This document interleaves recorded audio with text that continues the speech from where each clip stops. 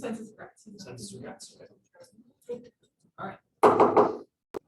Welcome everyone to the Monday, June the 6th meeting of the Committee of the Whole Community Development. Is the first thing that I'd like to recognize is that the planners are our two Zoom guests, Mr. Steve Pence and Ms. Jordan Jackson from Novatech, and that there are 8 members in the gallery tonight joining us as well. Welcome, everyone. Our next item on our agenda is the approval of the agenda. There was one late change. There's a 5B. We did add Philip Burry for a second delegation, follow-up to his earlier delegation as well. So if anybody doesn't have that item on there, it's been updated to reflect that. So if I can have a mover and a seconder for the approval of the agenda. Councillor Hunter and Greg Montler. All in favor? Aye. Carried. Number 3, disclosure of pecuniary interest of the general nature of. Does anyone have any interest to declare tonight? None here. Hearing none. We are looking at the minutes from our last meeting, which is business arising from any of those community development meetings. Does anyone have any business arising from those minutes? Mr. Mulder? Just a question through the chair. Are we going to have the last meeting we had towards the end? We had well, it started to be a very good discussion on the quarry, the 300 versus the 500 setback. Are we going to continue that tonight, or because we were sort of rushed to finalize the meeting? So I'm just wondering, or is it under the final review that we can ask questions? Yes. During that? Okay, great. Yeah, so I don't know which, well, I think it's when we get to the review. The first item is, I think it starts at item number 84 or something. Okay, great. Something like that, and we'll go through those Thank you. one by one, and we'll address each and every concern that's been brought up since process. Okay, Does anyone else have any business arising from the minutes? It's maybe more of a point of maybe I misunderstood, but and it may become irrelevant based on the agenda update for tonight. But I just thought it was important on page 2, I guess it is, or 7 of 226. Just to note that, I mean, one of our, I think our bigger concerns about the Center Street conversation we had last meeting was a lot of it was also came to us very sort of late in the game, and I don't think that was really captured. I didn't feel in the scope of this summary of what happened at that event. So yeah, somewhere in there, 3rd paragraph from the bottom. There was consensus reached.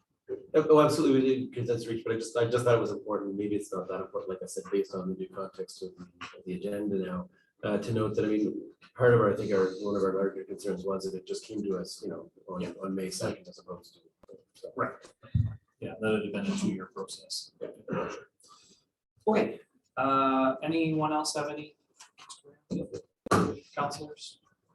Nothing. Good. All right, let's move on. Welcome to Katie Nolan. Different role to see you this time, Ms. Nolan. Thanks for doing your delegation today with the Grenville Community Futures Development Corporation. Welcome. Thank you very much. It's great to be here. I did have a PowerPoint presentation. Perfect. There it is. Thank you. My name is Katie Nolan. Some of you know me from some of my previous work. I was formerly with the Ministry of Agriculture located in Kemptville. But 6 months ago, I had the privilege to succeed Heather Lawless as Executive Director at Grenville Community Futures Development Corporation. And really happy to be here tonight to just provide a little bit of an update, introduce myself with my new hat on, and let you know all about the programs and services that we have running right now and how they can support your community and businesses in your community. So a little bit of a refresher about Grenville Community Futures, and I think most people in this room probably have some familiarity with us, but just to remind everyone how we work and what our work is. We are a not-for-profit corporation, and we receive core operational funding from the federal government via our regional development agency called FedDev Ontario. And we're part of a network of 61 incredible community futures organizations across Ontario and 267 across Canada, as part of the federal government's ongoing support for rural communities and economic prosperity in rural places. So we are accountable to a volunteer board of directors, and our mandate is really to help the communities that we serve prosper and grow, and to contribute to economic development in those communities. And our geographic area is Grenville County, which is the 4 municipalities, the townships of Augusta, Edwardsburg Cardinal, municipality of North Grenville, and the town of Prescott. So our core, those of you that have worked with us over the years, I mean, we have a 30+ year history, so programs have come and gone, and different activities have sort of ebbed and flowed, but at the end of the day, you know, the 3 main lines of business, I guess, that we offer is business lending, business advice, and community economic development assistance. So we don't have at the moment an active community economic development grant program like we've had in past years, but we do have in-house expertise and the ability to support our communities and our partners with different types of in-kind support on the economic development side. But for that reason, mostly tonight, I want to talk about the business services that we provide. So first and foremost, business lending. So I feel really strongly that the business lending that we provide complements what traditional lenders, what the banks are doing, and fills a really important gap in what businesses have access to. So we all know that many businesses, when they approach a traditional lender for funding, they have a set of parameters they look at. We have a different mandate and a different set of parameters. So often businesses that can't get funding through traditional lenders can be supported with financing through us. And I will say they succeed. Our clients do very, very well and prosper, and we really consider it a privilege to be able to work with them. So we offer customized financing. We're happy to work with traditional lenders to partner on deals and provide top-ups, or we can also work on our own to do a deal ourselves. And we work with businesses through all stages, from startup to succession and sale of a business, whatever they might need. Sorry, if you can just go back to the previous slide. Relocations, stabilizations, expansions. And the financing that we provide is available for a wide range of purposes. So a lot of businesses require operating funding, or they need to purchase equipment or vehicles to help them expand their operations, inventory, a lot of cash flow needs, often real estate financing. So that just gives you an example of the types of uses that lending goes to. The loans, we are able to provide lending up to $300,000. We're really proud of the fact that we can be extremely flexible with businesses and come up with repayment terms that work for them. As you can imagine, in the last couple of years, with the pandemic and its impact on businesses, flexibility has been absolutely key. And so we've been really glad to be able to work with our clients to negotiate terms that are going to work for them, that are going to keep their business alive, get them through these hard times that have nothing to do, no reflection on their skills as a business owner, but make sure that they come out the other side.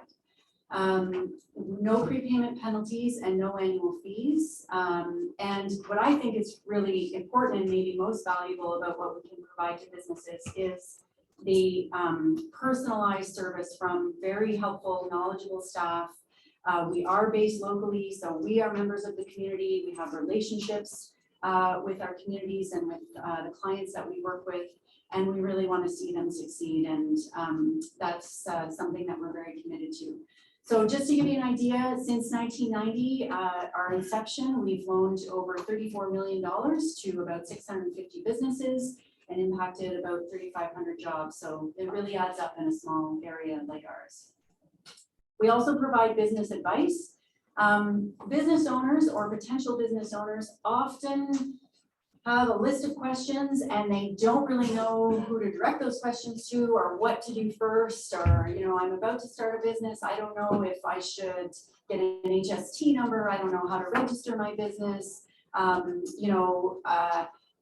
What could someone look over my financials and give me some ideas on how I might be able to save money or where my business is most profitable?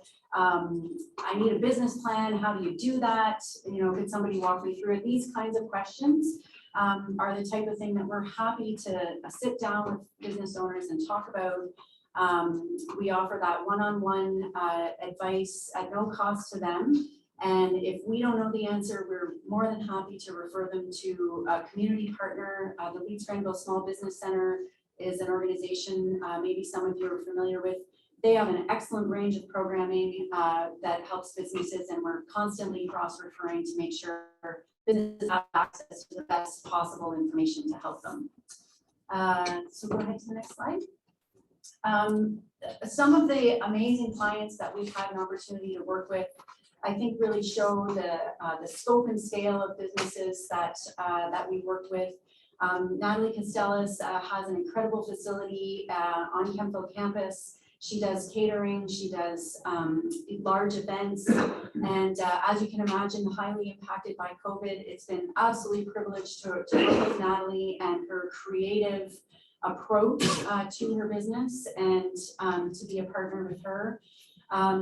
Lewis Beach from now Beach Hardware, they've gotten out of the franchise, they're in Prescott. We've worked with that business for over 25 years. So really proud to have been a really stable part of their business success, and you know, a really tremendous business in the town of Prescott.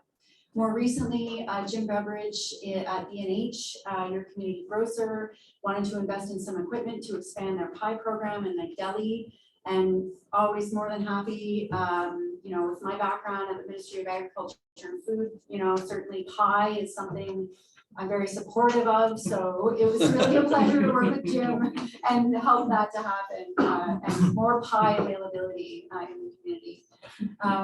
So here's a list of some of our fantastic partners and collaborators.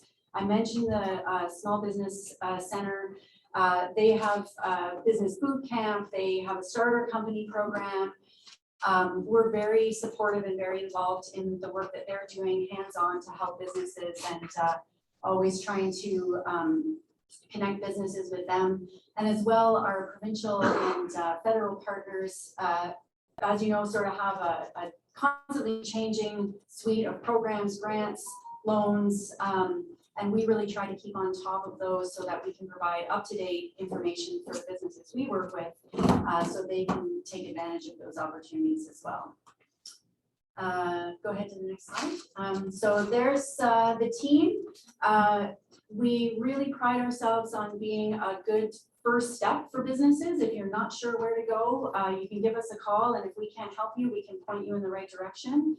I'll also mention that we are recruiting for a couple of board positions. So if you're interested in being a part of this great dynamic team and helping to support businesses in the community, I'd love to talk to you about what's involved, and just see if we might be able to work together.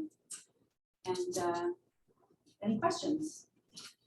Thanks, Katie, for your presentation. I'll open it up to the committee. Does anyone have questions for Katie? Thank you, great presentation. Learned a lot with that presentation. You talked about at the beginning, you're not doing loans right currently? We are doing loans. We don't have a grant program, like a community grant program at the moment. And is that because of lack of funding? There's no, yeah, there's just no active program right now. Okay. Yeah. Okay, great. Anyone else? just looking for samples of pies, but They're perishable, you know? no, I Councillor Sanders. I just have one. Now, would you help, would help for an agriculture party, or would that fall under the farm credit? Yeah, we've worked with agriculture in the past, for sure. We do have clients in the agriculture sector, and it's something that we're happy to support. Well done, thank you so much. Nothing here, just thank you, Katie, for your presentation. Thank you so much. So thanks again, Katie, for your presentation. Great to see you with your new hat on.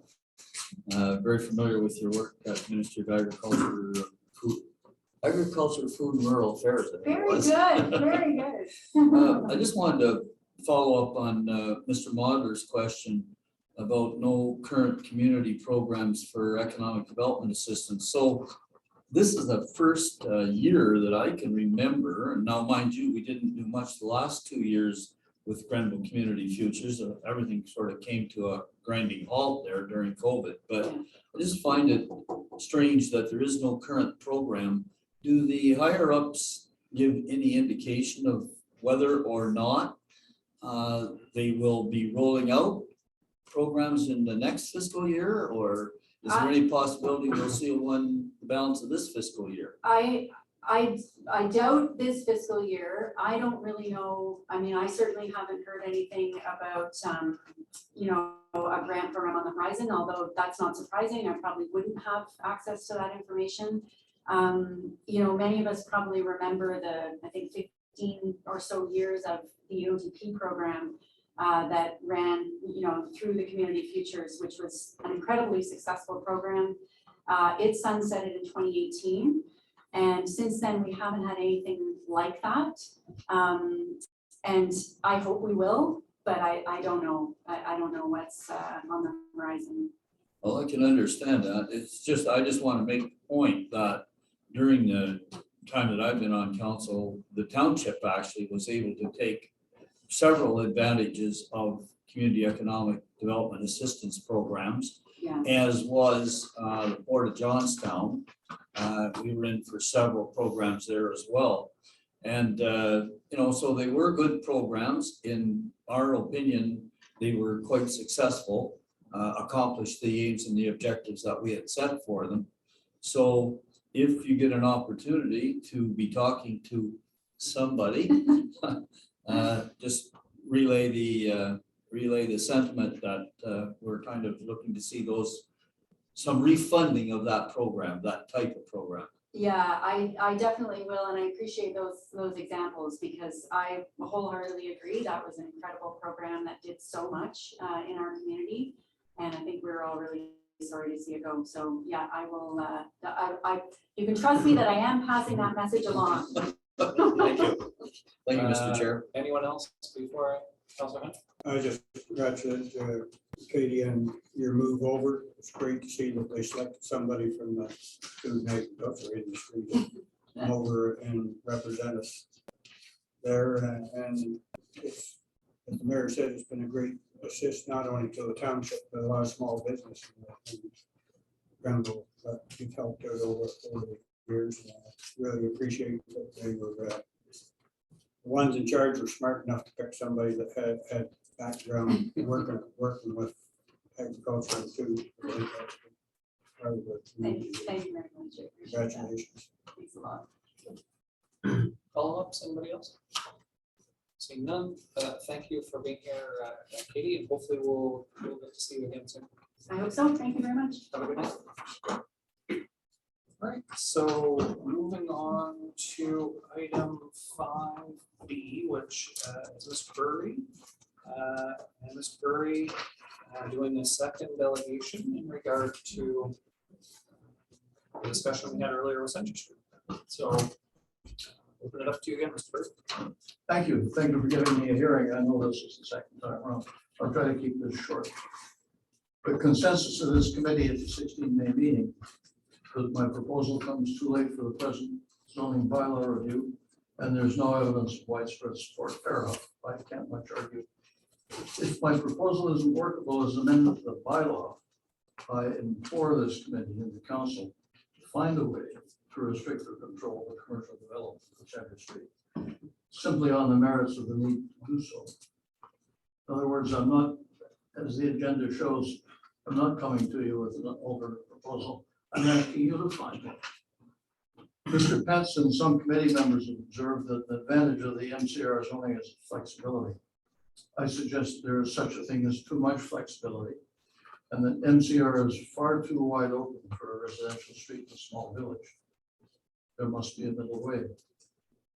The discussion around Sloan Street at the 16 May meeting mentioned that MCR flexibility would allow such things as a clinic, affordable housing, or a retirement home. Great idea. I'm a potential candidate for any of those, so I wouldn't object to having them on my street. Maybe a combination of our two institutional will work. Maybe if the current MCR zoning had a lot of notations on it, as some of the zoning provisions in the current bylaw do, maybe that would do the trick.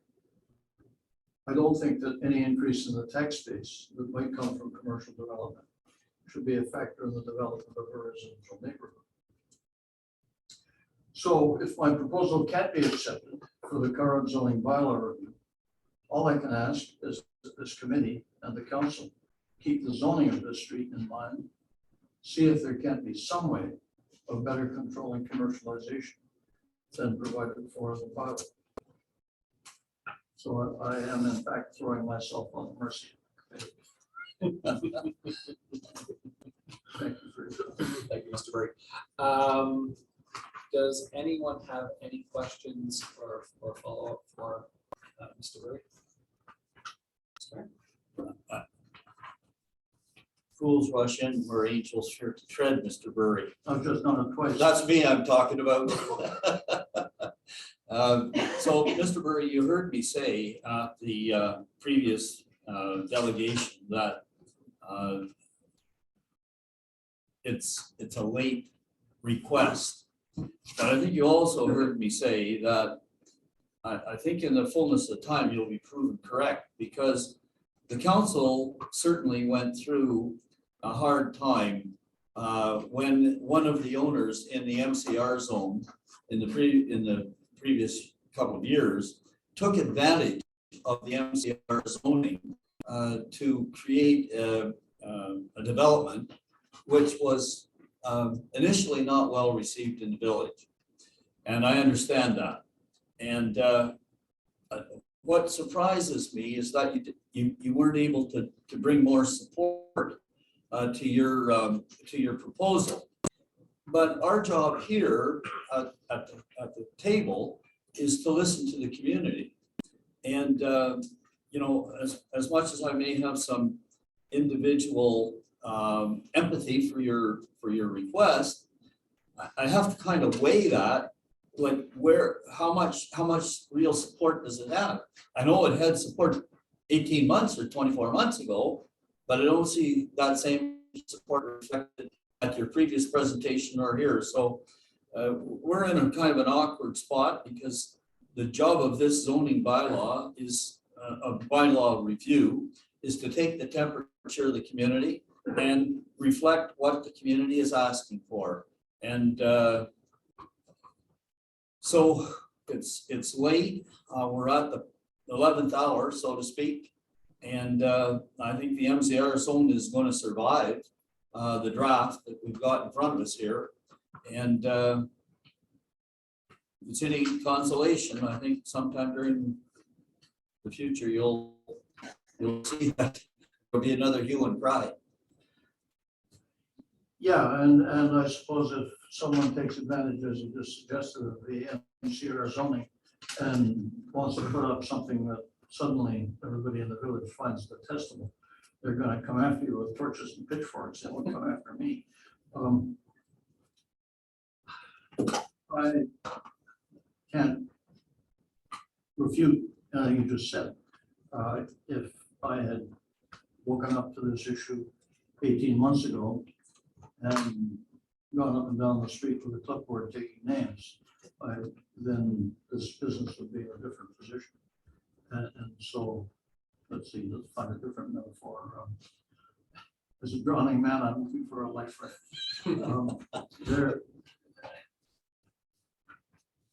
either the zoning bylaw as the present draft can be changed or it can't.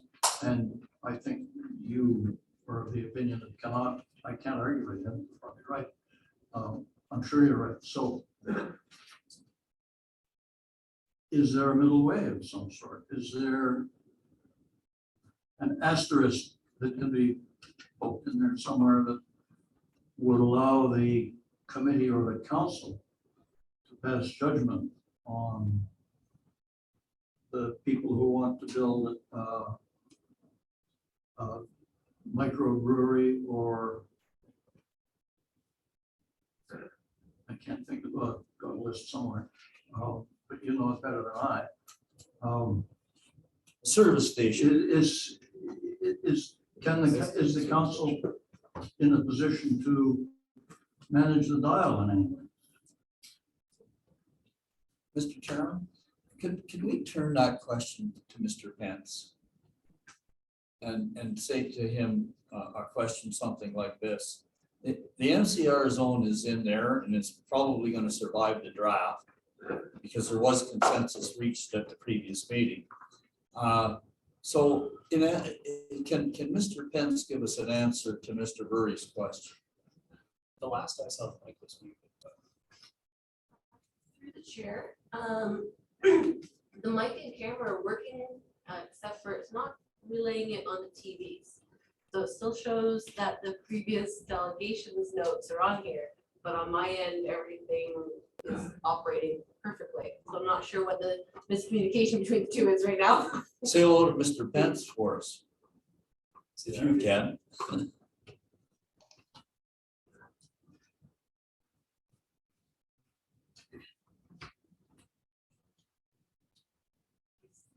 He's here. Oh, okay. Steve, can you hear us, Steve or George? I can hear you and I can see you. We don't need, the screens don't matter as long as we can hear them, as long as he can hear us. We should leave them on though if they're sending the audio. Yeah. Through the chair, that we've stopped the screen sharing, so this should no longer be on. Showing your screen. You just do audio. Very weird. There's no recording. It's still recording, yes, and Cool. he can see us, you just Sure. can't see him. That's fine. That's fine. It's no different than phone. So, Mr. Pence, did you hear the mayor's question? I think the question that I heard was whether or not there was some middle ground between what the proposed MCR zoning boundaries are and what Mr. Burry was suggesting would be, in his view, a more appropriate boundary for the MCR zone.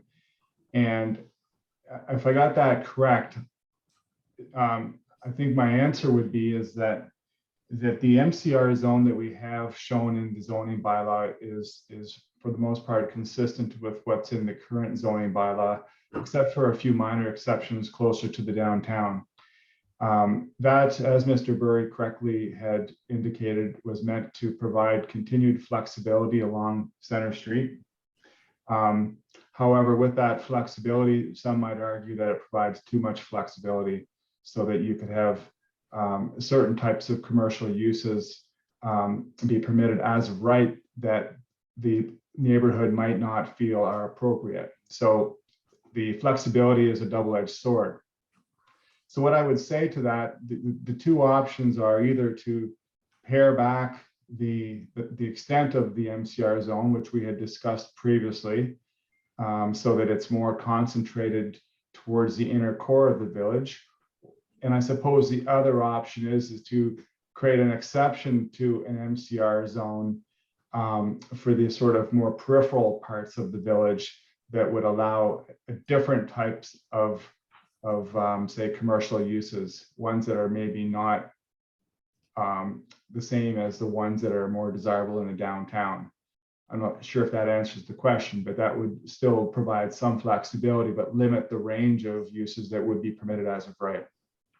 Mr. Chairman. And of course, the other thing I would say to finish my thoughts on that is that the municipality does have the site plan control approval process tool to govern sort of the quality control aspects of development. So should there be a proposal for a commercial use, plan control is the tool to try and regulate how that use develops on the property in conjunction with zoning standards.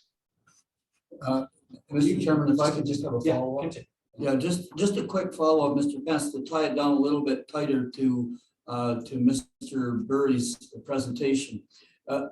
Let's assume that this MCR zone is going to survive just as it is in all of the zoning that we've got, because we did reach consensus on that. The question that I have is something like this. If a proponent comes forward with a proposal that meets the uses of the MCR zone, but we as a council sense that it's just not going to receive widespread consent within the community, is there a planning argument to be made that it's not an appropriate use on that particular spot? Is there a planning argument to be made?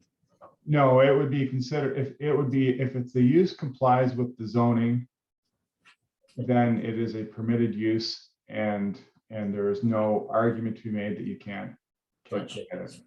You have the site plan process to try and make the best of it, if you will. But as for the use, if it's permitted in the zone and it conforms to that zone, then they're good to go. So Mr. Burry's question, is there a middle ground here? The short answer is not really. Not unless, like I said, you were to create an exception to an MCR zone for the sort of peripheral parts of the Center Street section, to have it distinguishing it from the inner core MCR zone, to allow it sort of different types of commercial uses, but still provide for that mixed use opportunity. Thank you very much, Mr. Chairman. Further questions? Mr. Mudler? So through the chair, so if I have this correct, we could do an addendum to limit what type of commercial use could be in certain zones of the MCR as opposed to other zones of the MCR? Well, the MCR zone currently is one zone that allows for a range of residential and commercial uses. Okay, so. And what you would be doing, in effect, would be creating a second category of MCR zones to apply to certain properties. It's like creating another zone category altogether, but that's really what you're doing. Okay, thank you. Can I just butt in for 1 second? To the coordinator, we are going to have the discussion about Mr. Burry's when we go through our point form. Would it be like for the committee, this process really would be questions for Mr. Burry? Yeah. Correct. Yeah. So in an effort to, move us on to the next part of this, unless someone has a direct question for Mr. Burry himself, we're going to have that discussion with Mr. Pence and Ms. Jackson a little bit further, this exact discussion. Let's have it then. So to Mr. Burry, fire away. Through the chair, so I like discussions about this with hypothetical planning. You mentioned it was that the street is a residential street. I'm sorry, Mr. Clerk. My hearing is not working. So you mentioned that the street is a residential street, and I would assume that we could empirically measure that if businesses outside and surrounding the town, outside of our area, traversing through grow as our economy grows, we'll have more commercial traffic on the main streets with few options to go around town. At what point will commercial traffic get to the, in your opinion, to the threshold of no longer being strictly a residential street in your discussion with this topic?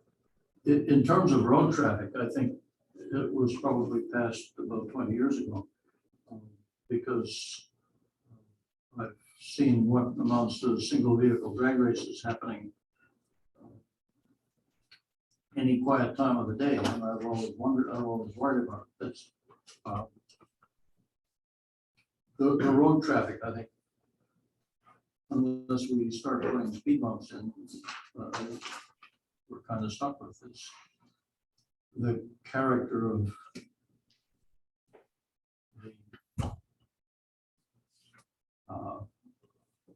the buildings on the street and the people on the street that concerns me.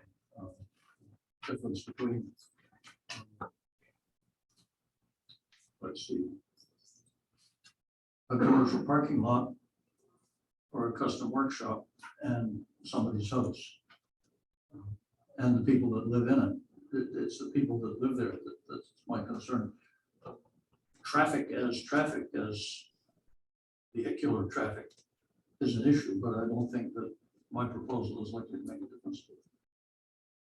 I think it's already gone past where it should be, and I don't have a suggestion to fix it. Well, part of my long-term not vision or something I'm aiming for specifically, but I would like to see changes in towns, not just Spencerville, where infrastructure is buried, such as the bell lines and fiber optic lines and power lines, so that the street could be widened so it is safer for that commercial traffic to go down the town, down through the town. And I think that type of long-term planning could be incorporated into a same force that you're trying to generate in making a residential style street stay generally residential, but also trying to accomplish the goals of making things safer. And I'm not suggesting a bike lane, but it'd be nice not to have to swerve to get around hydro poles right downtown when there's a dump truck coming one way and there's a transport truck behind it. True enough, and unfortunately, the dump trucks are going to keep coming. That's a whole different issue, I think. Frankly, as a resident, I wouldn't go for widening the street because it would make it too easy for people to drive too fast, but More parking. then the discussion gets more complicated still. Do you have a question Yeah. for Mr. Burry directly? Yeah, sorry. So, you know, I mean, I share the concern about Center Street as well, and that, you know, you have people parking on one side of it there, and it's not even a traversable road necessarily by two vehicles that, you know, pass each other as well. And there's a lot of aspects to that the image of potential as you run up to it is important to a lot of people, a lot of stakeholders who have sort of soft stake, if you will, in the whole thing. But So you know, I would, hearing you very no, well. that's okay. That's okay. My I'm fault. just leading up to, you know, I'm really surprised and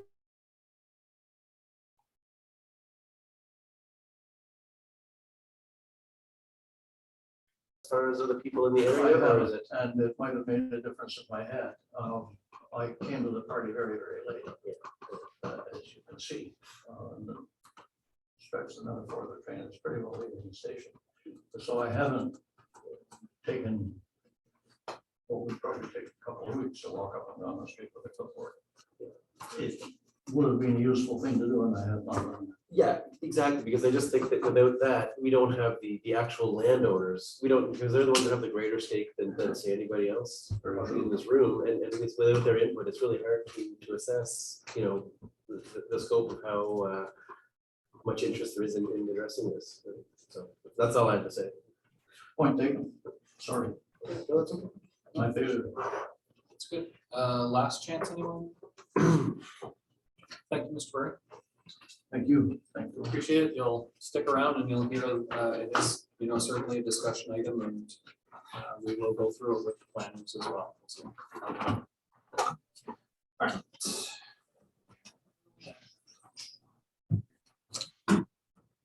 Wendy, do you want to start this?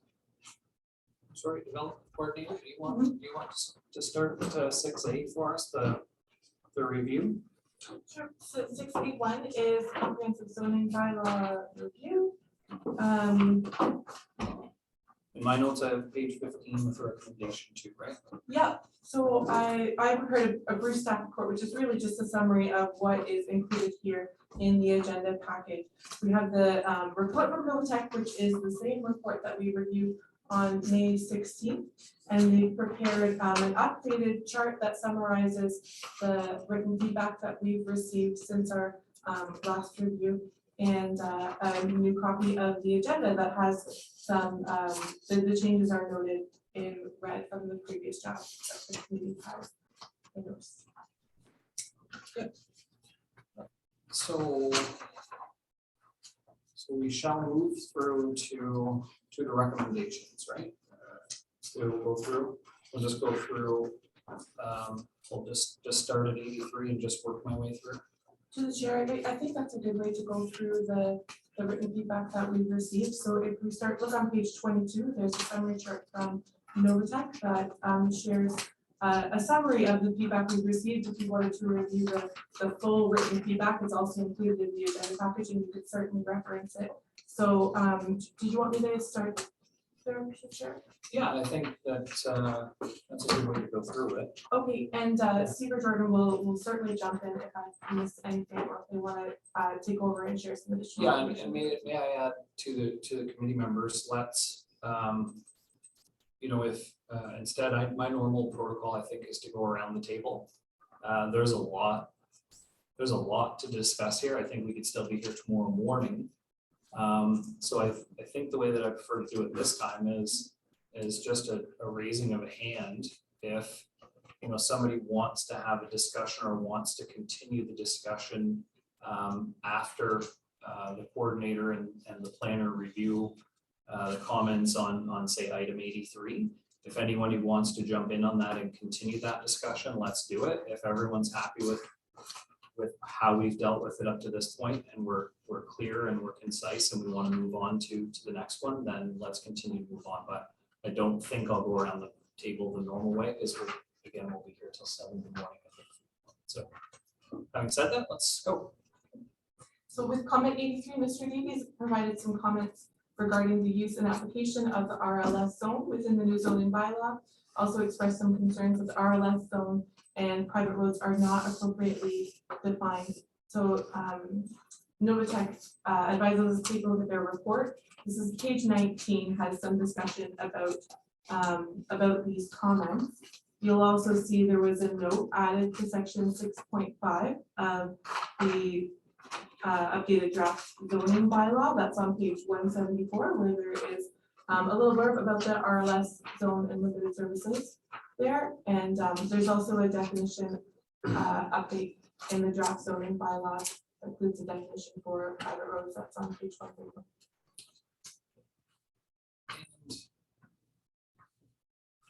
Before we go to Ms. Pence and Ms. Jackson, so if we go down to, in my notes, I have item, I think it's 93 as well, right?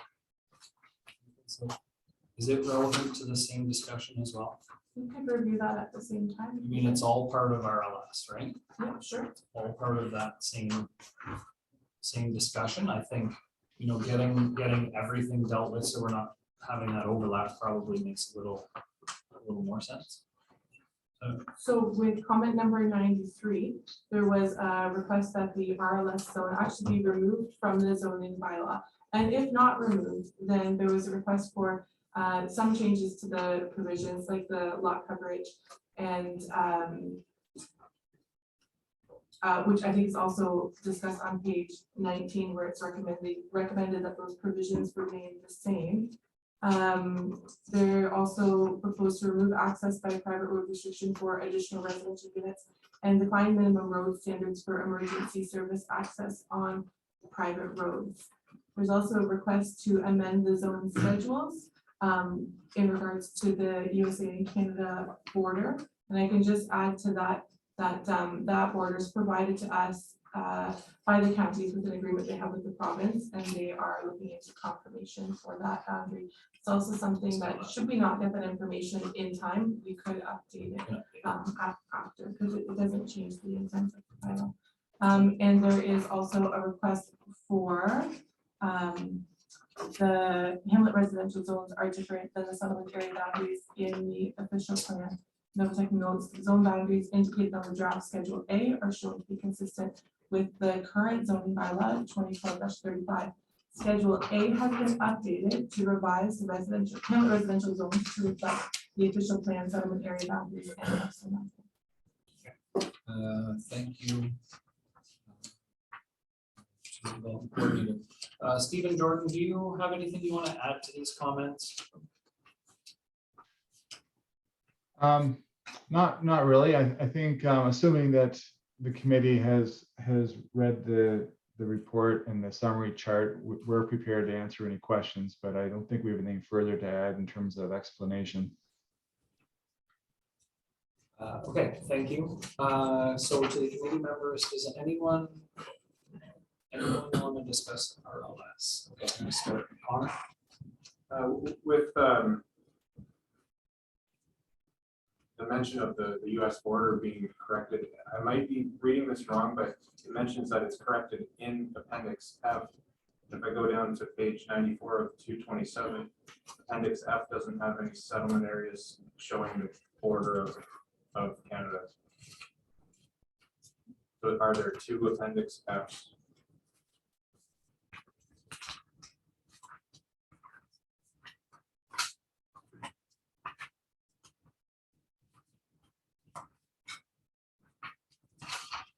Where are you seeing appendix F?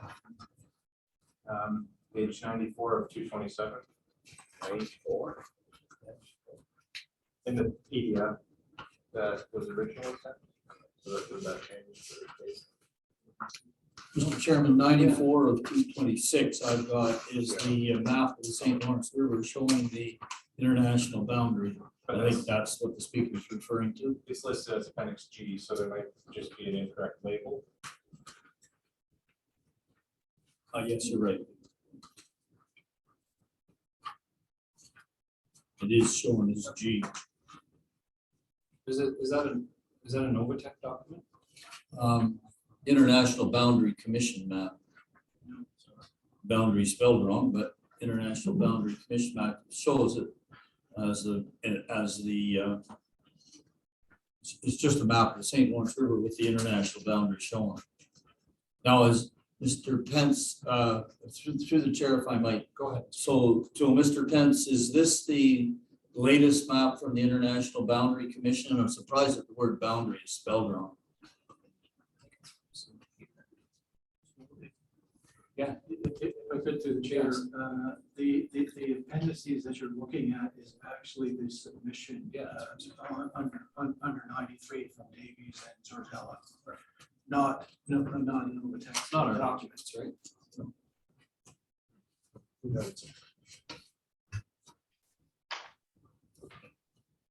And we get ours from, I think, as the coordinators, when you said we get ours from province? Through the chair, the counties has a data release agreement with the province. We get this information from the counties, gets it from the province. They're aware of the inconsistency and they're just going to hear back and have it clarified. Yeah, so we'll get that. Well, if there's an inconsistency, we'll get it corrected. Anyone else? RLS?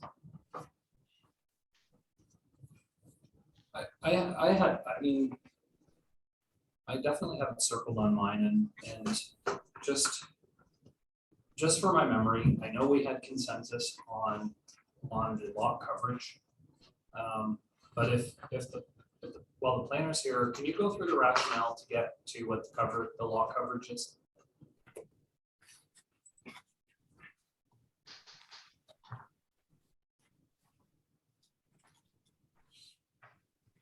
Stephen Jordan, are you still there?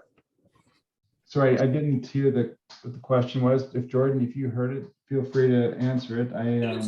It's just about the minimum lot, in the RLS, I always get it backwards, RLS zone.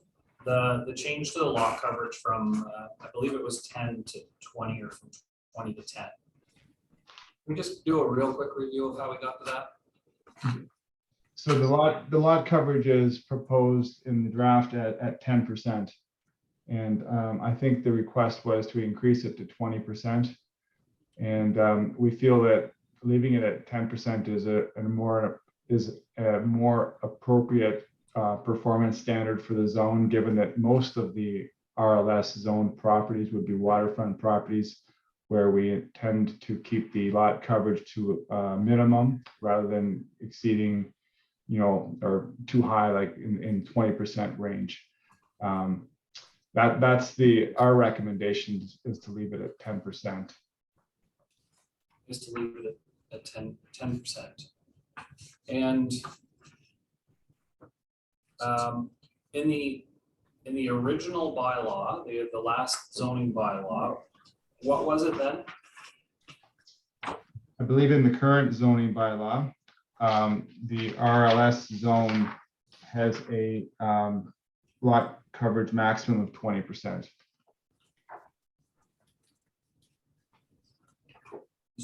I still struggle with this, so yes. Yeah, and that was the nub of the issue that was identified under comment 93. Yeah, that's where I'm at. Yes, so on comment 93, that was the nub of the issue. Maintain the RLS lot coverage at 20%, referring back to the existing zoning bylaw. And we're by, and the current one shows 10. yeah, the new one shows, the new draft shows 10, which certainly restricts the amount of development that can happen on an RLS. Right. RLS lot. And I know, like, and I don't usually speak as chair, but I know this is one of the circles that I had in a big asterisk beside it. So I don't know if nobody else seems to have questions with RLS. If we're done with RLS, we can move on, but that's an issue that I definitely have with the bylaws. I'd like to see it stay at 20, but I think we've already had consensus, so. But the question, excuse me, Mr. Chair, Yes. the question is, did we reach consensus at reducing it to 10%? That is the question that I'm having in my head. I believe in reading through the package from. Maybe Mr. Pence can tell us what the rationale I is. think it's in, my apologies, I can remember first names, I'm terrible with last names. And I know it starts with a Z and I know it's Davies, but I remember Peter and Sue for sure. And I think they have it highlighted in their notes, actually, when we go through the package of what the minutes were, or what the wording was. And to me, in reading it, we did reach consensus, so. I don't remember exactly the page number offhand, but Steve and Jordan, do you remember that, where we reached consensus on that? No, I'm putting you on the spot with that one, but Mr. Chair? yes. Maybe the clerk may be able to assist.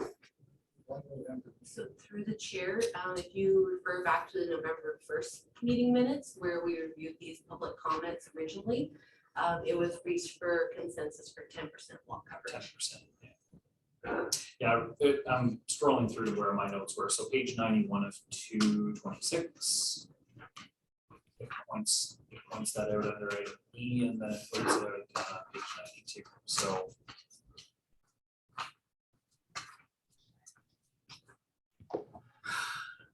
The general consensus is to reduce the maximum lot coverage. So I know we're reviewing it. I know we don't want to go over all those things again, but it's part of these two notes. It's one of the key points of number 93 is that is the ask is to sort of revisit that. I certainly agree that it should stay at 20%. We've already had that discussion. The consensus was at 10. So I'm not getting a whole lot of feel that anyone else wants to revisit it. So I'll be very candid. This could say that we reached consensus and I'd be inclined to believe it, even though I don't really remember feeling one way or another or why I would have changed my mind or supported this change, because I don't know enough about what it's like to live down there to want to change that on behalf of other people. So I would side with you on this if we can revisit and revote, because that seems like a very drastic change. And I'd like to hear what the planner would recommend now that this has come up again. Just direct it right toward, direct a direct question right towards him, Connor, if you would. Mr. Pence, do you recommend that we do change this to 10% lot coverage? Or is this something that you feel you were persuaded into changing, but you personally feel that to stay in line with other townships along water, that it should stay at 20? When we prepared the first draft of the zoning bylaw, we proposed the lot coverage at 10%. That is a number that's consistent with other zoning bylaws we've worked on in the counties, where we apply a 10% lot coverage to the RLS zone properties. I believe that is also a number that the Conservation Authority would be asking for in terms of a lot coverage. I'm sure they would, I can't speak for them, but I'm sure they would feel that 20% is too much. So like I say, we've always proposed 10% as the lot coverage for those types of lots. And our recommendation is to leave it at 10%. Now, it is an arbitrary number to some extent. So it could be changed to what the committee feels. But if you're asking for our opinion, I think 10% is the right number. Connor, do you have a follow-up?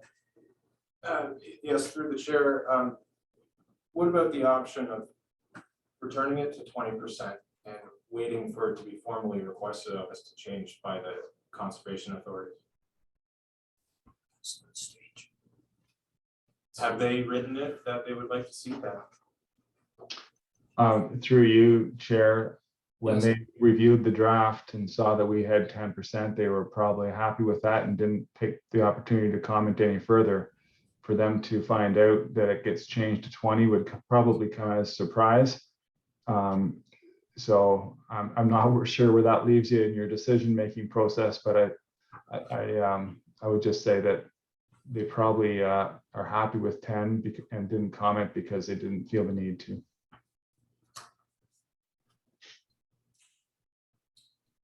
Chris? So through the chair, to the chair, actually, maybe. I'm recalling part of the conversation. I think part of it was, depending on lot size, the 10% wasn't the only thing that would cause a dwelling to be that size. It was, the boundaries of the lot as well potentially could do that. And we also, I believe, had discussed that, in the case where, such a thing is maybe not such a problem, that we could have the conversation here. They could bring it to council to amend for that one property if it merited a bit larger than 10%. So I believe we've had that conversation when we originally said 10% is fine, to at least trigger some sort of conversation in council. Well, if memory serves me right, the discussion went that then the idea would be that it would go up, I believe, versus staying low. So it was only a 10% coverage that most likely buildings would get built taller. Yeah, I think you should, it seemed like, I can't remember the exact details, but I think you want to reach out to the planner on that one, because I believe there's something about limitation on size as well. I think unless there's consensus, I'm just asking that we look at 83 and 93, and if there isn't a favor to, to move forward with anything, which I'm not getting really, other than Connor and I have a feeling that anyone else wants to move on with that, so. Just one other thing about, I noticed we talked about, it was asked, one of the recommendations was to clarify the minimum standards for private road. And I was just trying to get a little bit of clarity on, so if that was provided, I would speculate then that the plan would be that a private, an owner of a private road try and bring that road up to a standard. But, and then hopefully have the property zoned non-RLS because the road is at that standard, but I'm not sure if we have a mechanism for that, if that makes any sense, if there's challenges with that kind of a notion, because I suspect there could be. Mr. Mayor, you spoke to that last time, I believe. Well, the problem of bringing a road up to municipal standard is possible on some of these private roads, but it's not possible on others. And I think you gotta go back to basic principles here. And the basic principle of the RLS zone was to signal that there's limited services provided to lots that are accessed by private roads. And the municipality has no intention of extending those services on those private roads. Now, some private roads have the width necessary to create a 66-foot right of way. Others just plain do not. Some cross private property, and the ones that cross private property would require consent of each individual owner on the private property. There are others that are strictly private for their entire length, where that owner theoretically could bring his private road up to a municipal standard, in which case he could apply to have that road then, which was then brought up to the municipal standard, he could apply to have it assumed under the county road network.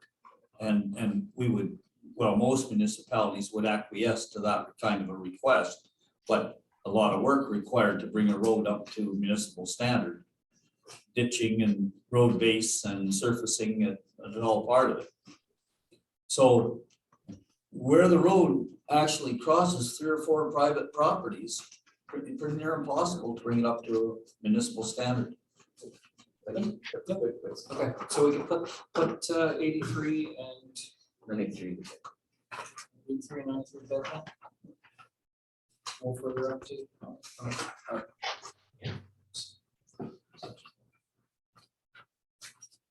Okay, so let's go to 84. Bonnie, do you wanna, sorry, I did it again. Development coordinator, do you wanna? Comment number 84, there were concerns expressed regarding being able to park a recreational vehicle on private property. And there were also some suggestions provided to implement a permitting system to permit various uses for recreational vehicles. So I know we've discussed this quite a bit in previous meetings. I'm going to some of them read the chart, so I'm not going to read everything word for word, but there's no recommendations proposed to the draft bylaw with regards to this additional comment. So I don't know that we need a comment from the planner on this one. Does anyone have any questions or comments in regard to this, or can we move on? Yes. Earlier you said want to address this, and I'm not necessarily sure why that I want to even say we want to address this, but you know, I do think that, you know, there was a lot of discussion about this, a lot of public, you know, insight brought to this, and I'm not sure that we're not doing an injustice by at least not, you know, examining the matter to see if there should be, you know, I don't know if you stand up like a specific committee to examine any possibilities or something on this, where maybe a permit use could be done, but you know, so like I said, I'm at odds on the whole thing, but you know, I do believe that without addressing it in some way, that we're probably doing an injustice as far as the request goes from the public. Anyone comment? Through the chair, I like the suggestion that we see here, and we've seen brought up before, of a sort of parking permit for the municipality in specific areas. I don't think it's something that we need downtown, any town, but if we're going to be using taxpayer dollars to enforce a neighbor's complaint or try to enforce or come up with a complaint with a neighbor about people's property parking on their property, then I think we do need a system to manage at least acknowledgement that something's been parked somewhere, that it needs to be acknowledged that it's parked there, and then there's a range of time that it can be noted so that there's empirical data backing up someone's complaint.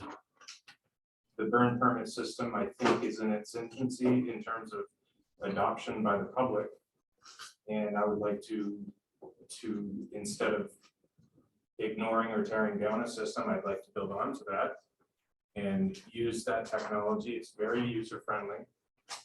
I haven't personally had any issues using it, but a burn permit like permit for occupancy temporarily or parking something does go with the flow of where technology is going and how we can use tools to minimize man hours, enforcing complaints and tying up attorneys and court time, in my opinion.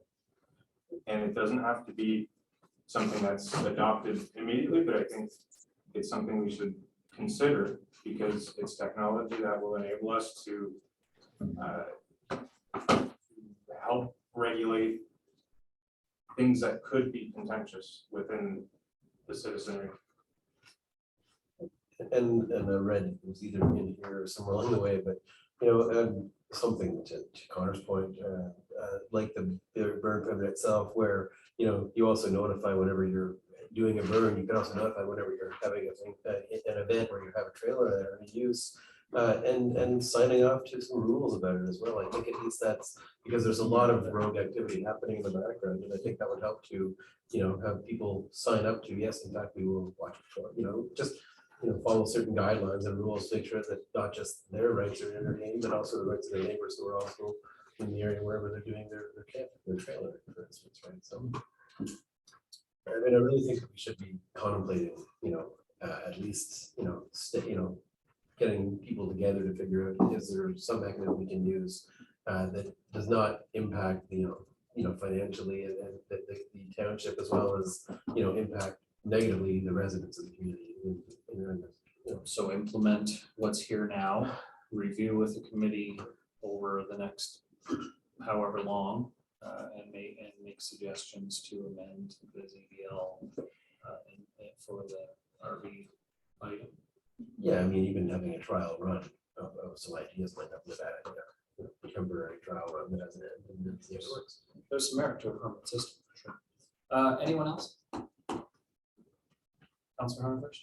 I think I brought this up back in the November meeting that we had that what our bylaw, our zoning bylaw is here, has been in effect for quite a while, most of it. I think at the time there, I suggested that we pass this and then bring forth a separate bylaw and a permit bylaw for events and stuff. That we have a administration fee for, rather than try to rework the zoning bylaw. So it's easier to bring a separate bylaw, permit bylaw forward. Pass this the way that it is, have a separate bylaw that addresses events and other options for permits. Connor, go better. Yes, I'd like to see that type of thing, because this is very on point with what I've brought up in previous meetings. We can't try to ban or squash out something like Airbnb, or you're creating a black market. And a permit system that is open to all taxpayers and expected of all taxpayers is a way to enable slight regulation, but at least the acknowledgement that there are people in a specific spot for a period of time, and there's a way that emergency services can find out who is where if there's an emergency around. And there should be periods of time where you can't do that, because most people trying to seasonally live in a trailer aren't living in a 4-season trailer. And we can't be in a situation where there are people unsafe during Canadian winters, or subjecting minors to Canadian winters because unfortunately they can't afford to be in a home that's warm. And we just have to put limits on when people can be camping when it's very cold out and an ambulance can't get to it. So, anyone else? Greg, you were, sorry. Through the chair, I think the planners have did a great job trying to answer some of the public, concerns. But I think this, to me, addresses it. Section 3.22 gives some temporary uses. I'm not one to put more burden on our overburdened bylaw enforcement officer right now. He or she only works 10 hours a week. So, but I hear, take a look at it, but we have other bylaws. I believe there's just introduced a new noise bylaw within the township. So what one would overcome if they're saying there can't be any noise after a certain hour, but they want to use a recreational vehicle or permit to do something that's going to be over the noise bylaw or another bylaw. Like, I think it's potential to sort of go over into some other bylaws, but I'd be willing to entertain it. I think as written right now, it's good. That's all I want to say. It's good. Move on. Okay. All right, so no changes, but a consensus to discuss something at a future date. Correct. Sure. So, Seth, when you were good so far? Yeah. Sorry, I did it again. I have to give up. Okay, so we're back to Mr. Burry, which is 80, number 85, I believe, right? Okay, so everybody knows where we're in that discussion. Who wants to go? Anyone? I think we've discussed this. Anyone else? We're good? Yeah, I mean, again, I'll just restate, and I don't know how much, time is left on the runway at this point in time now, but I wouldn't mind knowing, what the people who actually own these properties feel about it, but, Okay, any other comments? We're leaving it as it is. Comments taken. Okay, so then on to 87, which is pretty simple. There's no recommendation. It's just a request to be notified of any decisions on the proposed official amendment. I'm not sure we need to discuss. Mr. Chairman, if I can. Yes. So 87 and 89, and I did have correspondence from those folks, I think addressed to myself personally. Okay, let me scratch off. Can I scratch off 87 and then we'll discuss 89 directly? I know they're related, but I think 87 we can get out of the way right away. 'Cause Yes, all they want to that's know true. is Yes, yes. right. So Yeah. that way I can just. Okay, so nobody has any debate on 87, right? Yeah. Okay, so go ahead, Mr. Mayor, with 89. Okay, so 89, the nub of the issue there is that they were opposed to the proposed amendment, which would rezone their property from community commercial, which is a zone designation that we no longer use, to residential second density, which is R2. And we have that now reflected on our existing draft that we have in front of us. So the concern that was expressed by that particular comment has been addressed by the planner, as we see on page 23 of 226, using the overriding rationale that the reason for the rezoning to R2 is to reflect the current usage. Now, in some ways that may provide a restriction as opposed to its current zoning, which is CC, community commercial. It may provide a bit of a restriction, but the property owner is left with the remedy of applying for a site-specific rezoning of that lot should something happen in the future where he has an opportunity for a commercial development, because he does have some rationale of some community commercial development in that area on Shanley Road. So I realize that the actual concern that was addressed or brought forward in this communication may not be to his liking, but he does have a way out, if I can put it that way. So I see that the planner has given us no recommendations are proposed to the draft bylaw with regard to the comments provided. So, and the planner explains his rationale there. So it's not the best, but it does address the concern, although not to the exact way that the property owner had requested. Are you good? Yes. Okay, anyone else? Councilor Dillabaugh? So why can't we change that from R2 to the general commercial?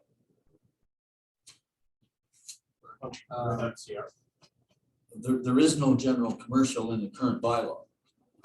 We don't use that zone description. Right, the MCR. Now, Mr. Pence could answer that question. I'm not sure that an MCR is a total reflection of what was CC. You can fire him too, Steve, just address him through the mic. Thank you. Steve, why can't we change 41 Adeline to from R2 to CG, general commercial? It could, through you, Chair, it could be changed to a general commercial zone, if that was the will of the council or the committee. And he has, I mean, the gentleman has a good point. He's got property that he thought he had commercial. We're taking commercial away from him and putting him as residential. So we are helping him out.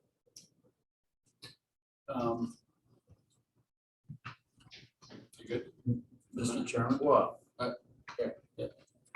Mr. Chairman? Yes. It does, with the comment from the planner, it does require just a modest adjustment to what we have in the Schedule B in front of us, because immediately across the street, across Shanley Road, immediately across Shanley Road from 41 Adelaide Street is a CG zone, which could just then be extended to straddle Shanley Road. And that would just make that one change to that lot 41. So if the planner doesn't have a planning objection to that change, I would go along with that and just changing just extending the eastern limit of the CG zone to include lot 41 on Adelaide Street. we need a motion for I think we can discuss it. that. All right. It's something that we can continue to discuss. Just so that I'm correct with the address, and maybe I'll just describe it. I think we already said the address. So is it the greenhouse on the corner? It is. So it's on Shanley. Yeah. Even though it has an Adelaide address, correct? So how, and I know I don't normally contribute, but I will. How is this different than what Mr. Burry was discussing with us a few moments ago? Is this not exactly the same and we're doing exactly the opposite? We're recognizing that it presently has core commercial and it's reflecting that it's a residential neighborhood, so we're changing it back to residential. But Mr. Burry's ask is reflecting that it's a residential zone, but yet we're choosing to make it mixed commercial.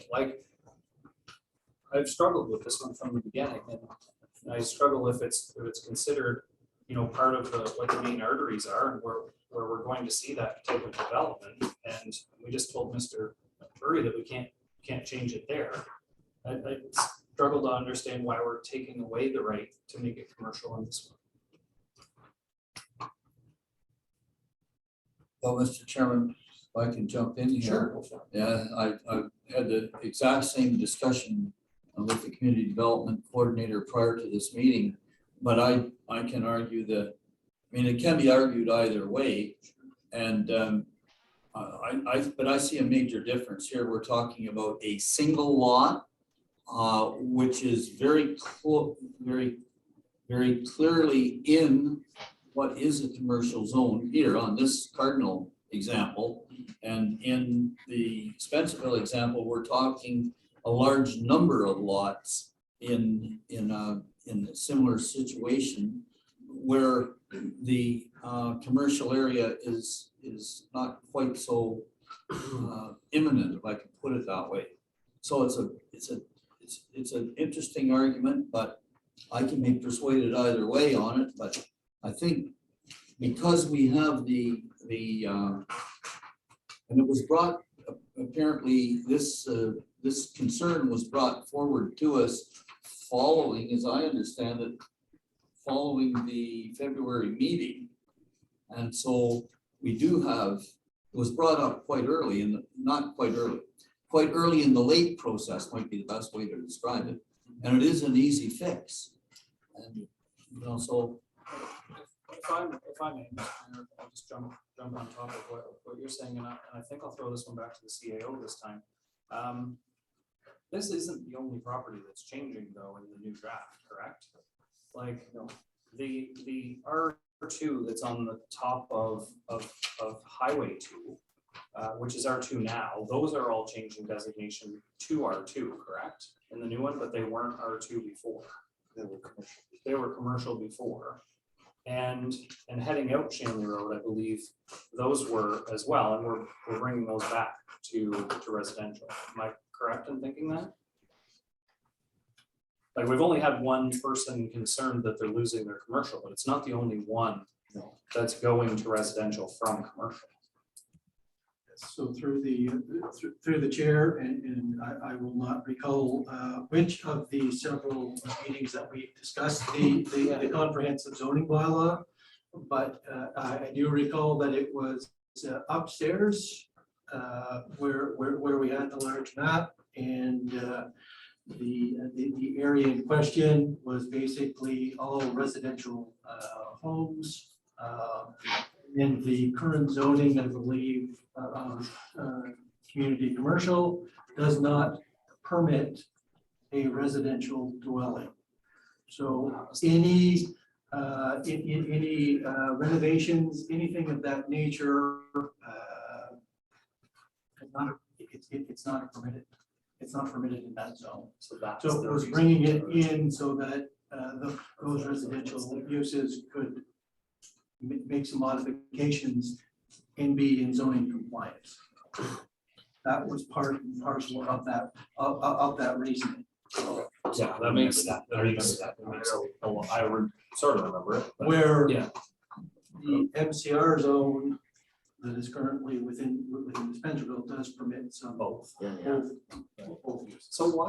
So then why would we go to the more restrictive use of R2, other than that it's reflective of what its use is now? But I mean, this is a 10-year document. We're recognizing that people may build businesses and they really have nowhere to expand businesses. The mayor said, I guess if they wanted to, the solution would be that they could apply to have the zoning changed after we do this. But why wouldn't we consider something like an MCR there versus an R2? So through the chair, it is difficult to recall back a year and a half conversation, but I think the general feeling was that going through a zoning bylaw amendment would be appropriate for the potential number of times that occurrence would raise in that 10-year period. Okay, Mr. Warren. Through the chair, we could have been, freshly wounded, scarred from our experience in Spencerville, which is maybe where we decided R2 instead of MCR. Pardon me? We got more restrictive. Yeah, we might have got more restrictive there because, when you do drive down Adelaide Street, it's mostly residential. And so if we were to make that all MCR, then It's not all Adelaide. It's just the one that faces on Shanley. the one that we're talking about in question here, but to your point, not all of these are R2s right now, right? So, it looks like we took one block and said, make this R2. As opposed to maybe the front part being, the part on 2 being MCR and the back part maybe being something different. Connor, you had your hand up and I missed you, sorry. Through the chair, I think MCR would be a good compromise here because it would allow for residential and commercial uses. It reflects what's currently there and what it could have been in another timeline. But there are more that this could be brought up.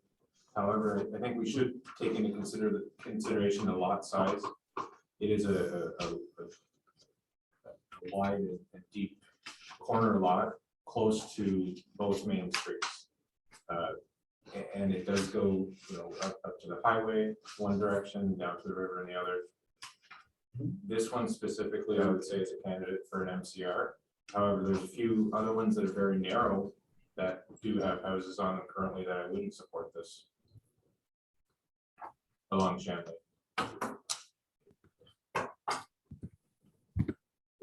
Councilor Hunter? He's asking this to be changed to CG. He understands that if it's changed to that, and it's a residential property now, that you can't renovate as a residential property. Right? I think that's what. Let's ask that to the, maybe just ask that question through me to the planner. Well, I think the plan, Steve already said that this restricts renovation, which from a commercial general, and it's a residential property now, they can't redevelop that as a residential property. It's got to be redeveloped as a commercial property. Is that not right?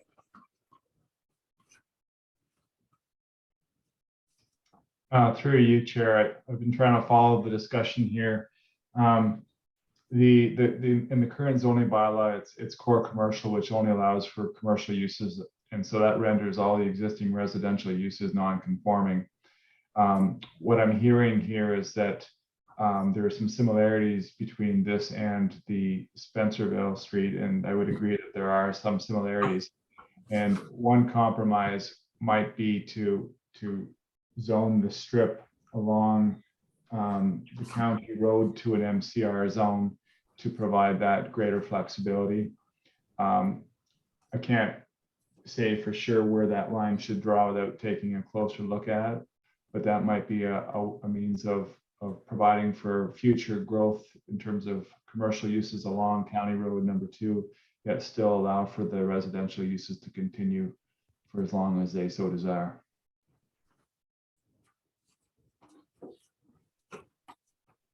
I mean, and I think that sounds like going along, Highway 2 as well as the County Road 22 as well, gives you that wraparound of that corner as well, covers that property. And I believe it was to Connor's point, the rest of those properties may be too small anyways for that, for that's something that's not there. So I'd support that for sure if we were having that conversation. So. Well, then at least it brings, the hamlets are all kind of, or the villages are all kind of similar. Did you ever hand up? No, how far would we go with the MCR on County Road 22? Sorry?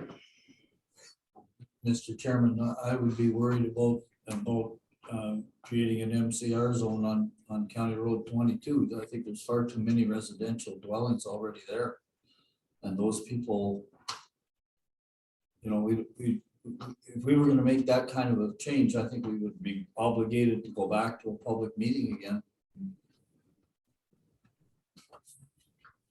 That's full scale rezoning of many properties. I think we can accommodate a single request that was identified at a public meeting on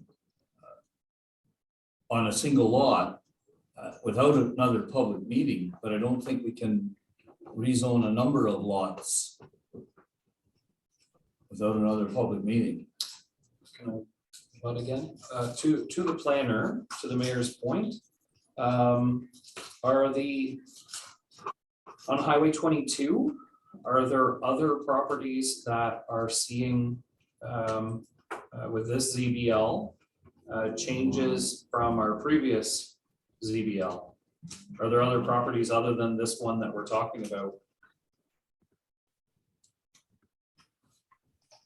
I think for the most part, it's just in that corner where the properties changed from from core commercial to what we're proposing is in R2 zone. That's really the only area where there was changes. Sort of that northeast highway 2 and 22, sort of where they combine there. Sort of Adelaide South. Adelaide and South, I think that's the area where it was, or it's currently rather, a core commercial. Right, and it's changing to R2, and that's basically it then on that. Yeah, okay. Yeah, and I guess just listening to the mayor's comments about where do you stop, because I guess there's potential to revisit that all the way along the county road. So I think before any decisions are made on how to rezone from what's shown in the draft, I think that should take a little bit more closer analysis and then decide whether or not that warrants further consultation. Tricky question to answer on the spot. So how do we deal with the ask of yours is no recommendations are proposed to the draft bylaw in regards to the comments provided? Well, when I look at Google and I look at 41 Adelaide on the corner there of Shanley Road and Adelaide, the street view, whether it's up to date or not, I'm not 100% sure, but it appears to me as though it's a residential dwelling. And so on that basis, we were going that it's rightfully should be zoned R2. They may have development plans that would require a commercial zone, but that's for the amendment process to decide. Struggle with that. Further comments from anyone here? Councilor Hart? I don't see the problem with the request that's coming in time to be changed for the single lot. If we ask for CG zoning on it, and on the one right across from them zone that, and there's really just one place between one house and the other side of Adelaide Street before you're into the same zone again for the old lumberyard, one thing and another. So I don't have any trouble granting that to him, but just as long as he's aware that that limits his residential use there. So he knew that or not when he asked for it. So Anyone else? That's what several times. The council has a good point, right? I mean, there is a mechanism that allows this one property to be changed.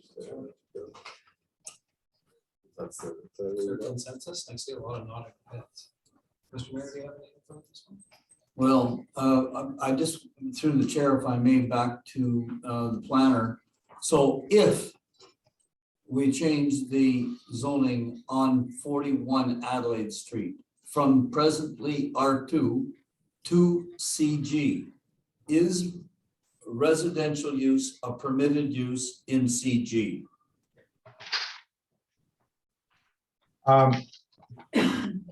Offhand, I'm not sure. I'll check very quickly here. Probably not, only as an accessory use, but let me just confirm that.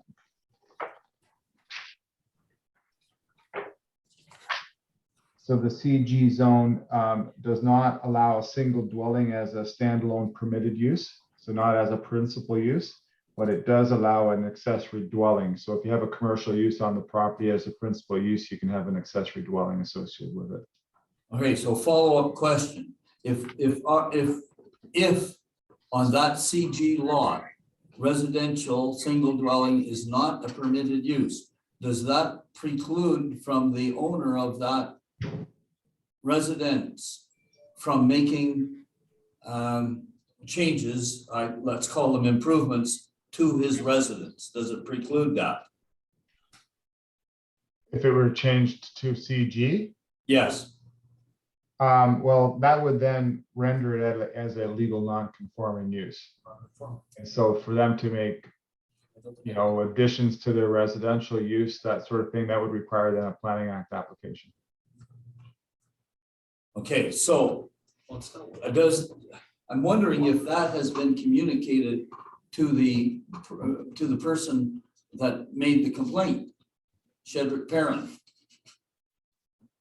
So to staff, do we know if, It may very well be that if they knew that they were facing that problem, they would have withdrawn their request. Through the chair, I would say that specifically has not been communicated to the property owner. I've had some conversations with the property owner, but it was a very different request that we were looking at the time. So it was a nuance that was not foreseen. I'm lost, Mr. Chairman. yeah, I'm a little lost too, because I mean, the way that I'm seeing this is that if anybody along that stretch of what is now R2, along the top side of the highway 2, had applied when they were CC, had applied for a building permit, I'm sure somebody has. We're saying now that we would not give that building permit? So through you, Chair, one of the first projects I worked on for the township was exactly that, where somebody wanted to have a residential use, but they were in a core commercial zone, and we had to do a zoning bylaw amendment. I don't recall the name of it, but it was for a semi-detached unit, and it was residential, but it was non-conforming. And so they went through a zoning bylaw amendment to add a semi-detached as a permitted use. So this change would make that use and all the others along the county road conforming with the zoning bylaw, because they all are residential. So just so that I'm just trying to wrap my head around, because a building permit can be many things. So like if I was building a deck, let's say on the back of one of those homes, you're telling me I need a zoning bylaw amendment to build my deck? We're getting into complicated scenarios because there are such things as legal non-conforming uses, and there's applications that you can file for extensions and additions to legal non-conforming use applications. So those are different types of processes that can be made. But generally speaking, the zoning bylaw deals with use. And so for additions of a deck and that sort of thing, we'd have to look at those more on a site-specific basis to determine what the right application would be required. Well, and not to get into a go back and forth, but in fairness, I mean, we're dealing with somebody who's asking that their rights not be taken away for core commercial, but we're using building permit applications as a reason to change their zoning. And it seems like we just argued against that there are instances in like building a deck, let's say, where he could get around that if he had legal non-conforming. So he could keep his CG status, have legal non-conforming, and he could still build a deck.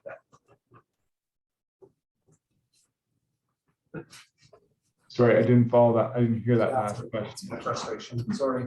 Yes, thank you, Mr. Chairman. I believe at the moment it is zone CC. My question here is to staff. Is that correct? No. No.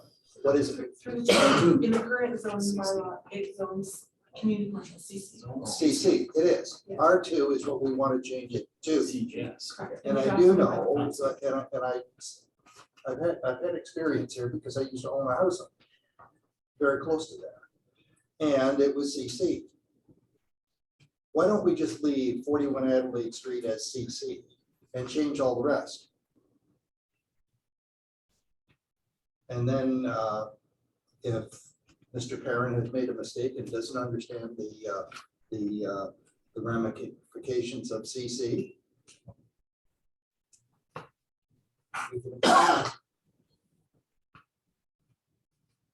Mr. Chairman, we no longer have a CC zone. CG. we do in the current bylaw, we do. This is We the, want, We have a CG. Commercial general. Through the chair, which is the equivalent of this, it's called something else, general commercial CG. Yeah, but are they totally equivalent? I was under the impression that the letters were CC until this is passed, it's still a CC. Correct. Or CG, whichever it is.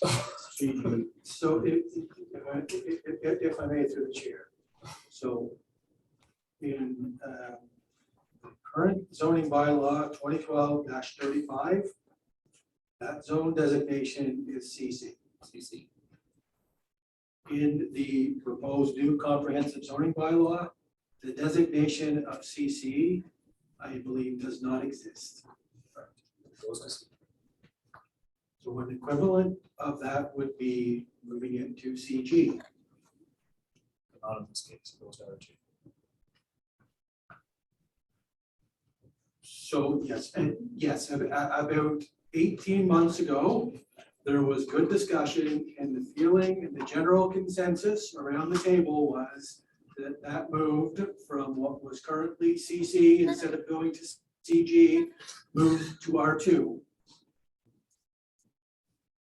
And that has been in place for about 18 months. God, you got a good memory. Good to see you. You got it on the screen. Well, yes.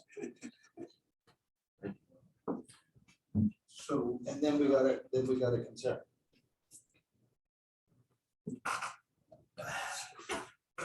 well, there's a number of moving parts with that concern, and I won't get into all those details, so. From the original request, from where that was moving to in the proposed zoning bylaw would have been a benefit to that particular property. But something has changed, and that's all I can say on that particular topic. Councilor.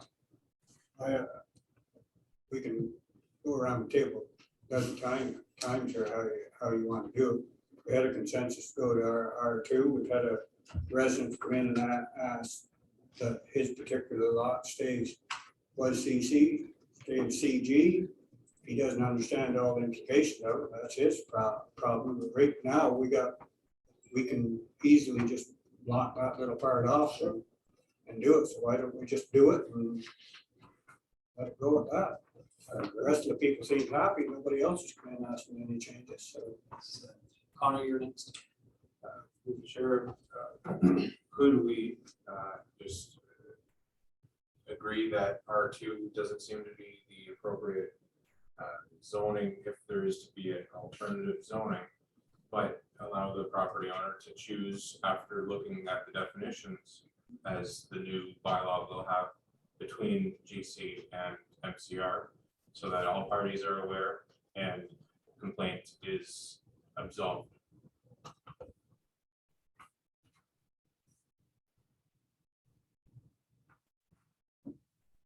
No, I'm just waiting to see if anybody has any input on Connor's statement first. but nothing. I mean, maybe I'm not sure. I mean, we have, if we want to do something about this tonight and kick this down the road, we do have the mechanism for them to change their mind and say, yes, we do want it to be, CG and go down that route should they choose to. It sounds like if they do come back to council at that point, that was what we want to do, that they already have buy-in from council. So, I'm almost inclined to believe just leave it as R2 because nobody else has really objected to it, and knowing that there's looks like an easy approval for them to go to CG should they choose to, once they have all the facts in front of them.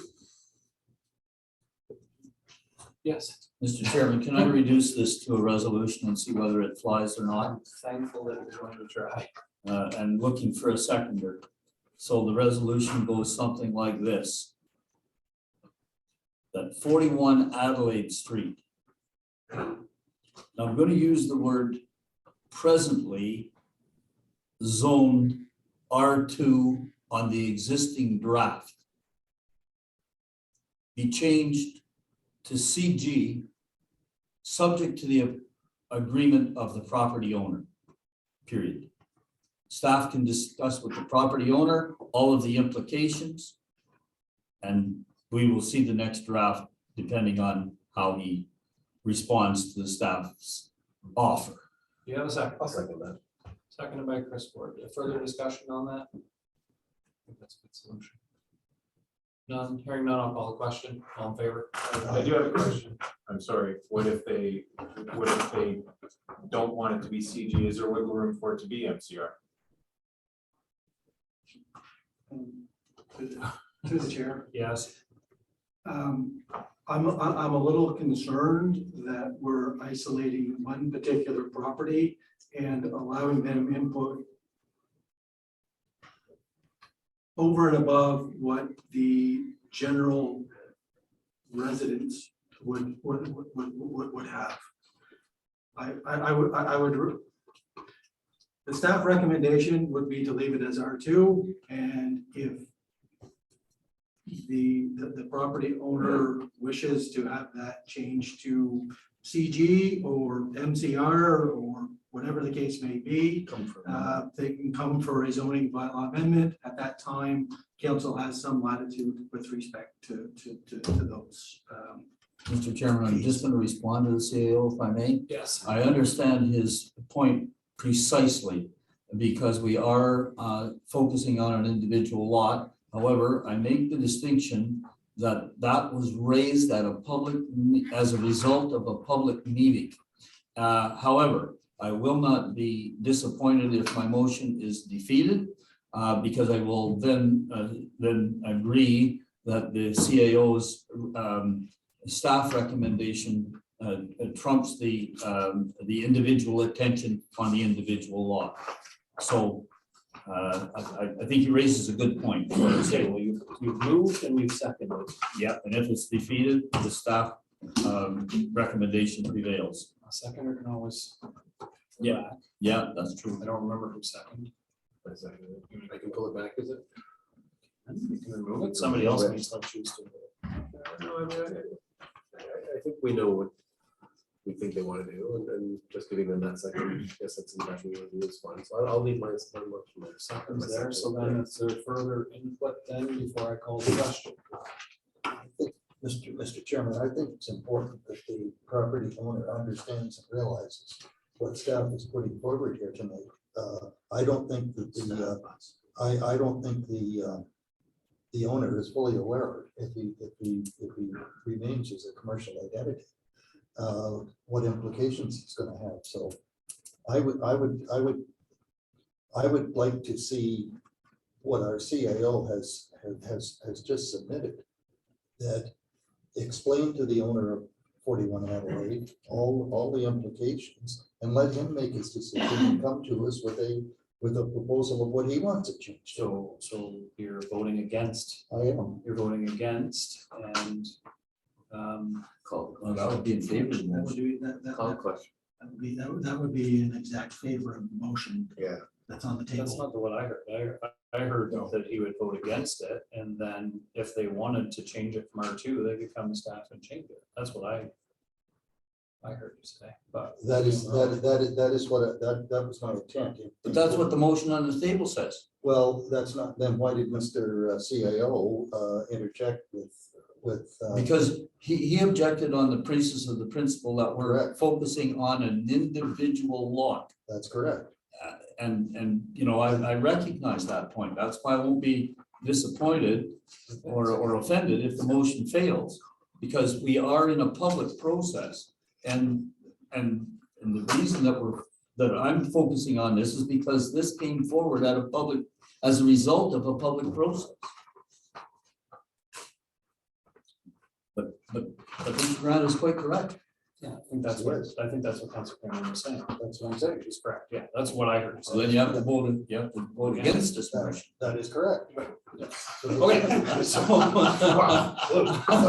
for it. But we do have a motion on the table. We Vote do have a motion on the table. It has been moved, it has been duly seconded. So I do have to call the question if there's no further comment. So I know you're hoping for defeat. But I will still call the question. All in favor? 1, 2, 3. 1, 2, 3, 4. It fails. Okay, so failure. All right, now dealing with this. So after a hour-long discussion, we are going to go with exactly what it was. No recommendations are proposed on the draft bylaw, and we are going to leave this alone. Am I correct in thinking that? And then somebody will discuss this with Mr. Perrin or Shedrick, and if they want to make some changes, they'll have to come back and apply for changes. Everybody good with that? I'm good. Sorry. Our number 92, for example, like are we still going to have? Oh, yeah, we're coming back to numbers. I'm going down the list. I'm just dealing with 89. I'm trying to get there. I'm doing my best, Connor. I thought you were wrapping up the whole thing. No, gosh, no. I'm not ready for that yet. There's still lots of good stuff to go. There's still a couple hours on the clock. Yeah, there's still a couple hours. We got, daylight comes. All right, so we're back to number 90. I believe we've dealt with number 90. Am I correct? It's not. It's the one that we dealt with earlier was a continuation, correct? Through training practice, the delegation that also relates to the. So I can scratch that on my list then as dealt with. All right, so then we're on to 92. All right, so do you want to go ahead with that one? Development coordinator, please. I can, yes, for number 92, this is a request for a property that is nearby 5067 Rock Street. These are from the 500-meter setback requirement for a new dwelling from a quarry. The property was created by consent in 2008. We have no text recommendation. This we actually discussed at CDC meeting on May 16th, and the committee decided to maintain the proposed setbacks of 500 meters for buildings near quarry. Thank you. I have a feeling that it's not going to end that easily. It's just the feeling I get tonight. Okay, so I am going to open this up. I'm not going to go around one by one to the table, but anyone have any questions in regard to that, either through me to the planner or me to the development coordinator or the CAO? Right, just so that I'm fully understanding this, we're adding 200 meters, a 200 meter buffer to the properties. Okay, so I'll either through, can there be an addendum that the current landowners are exempt from this bylaw because they've bought the property in good faith under the 300 meter limitation? And if they propose to develop it under their ownership, but they're exempt from this bylaw. To the planners, did we hear that request?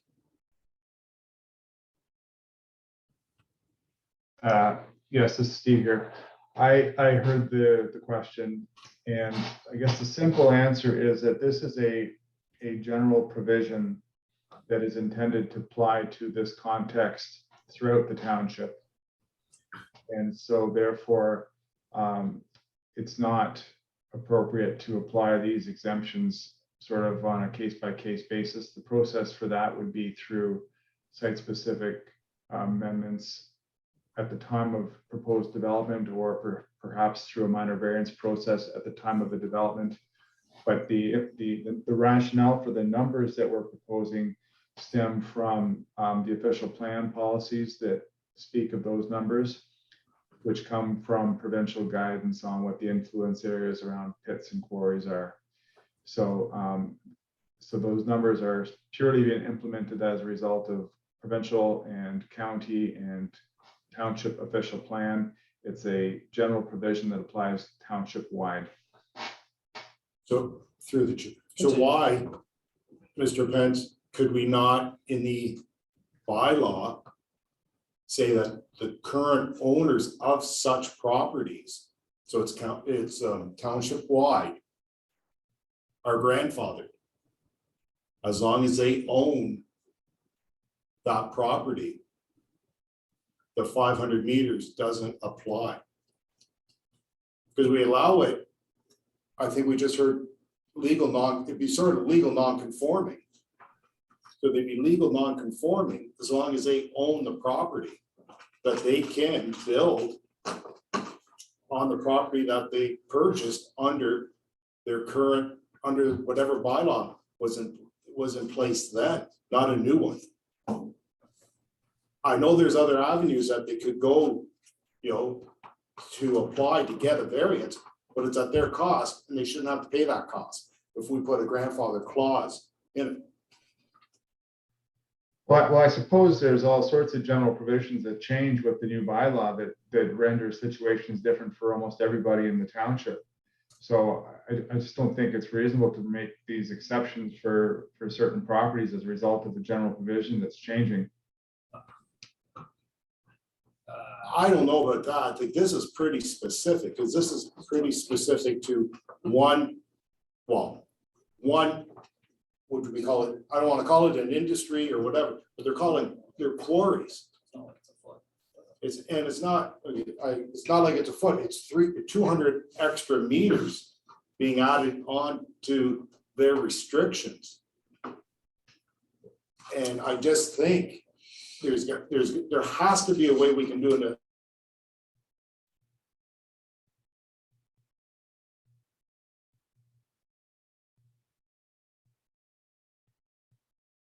The current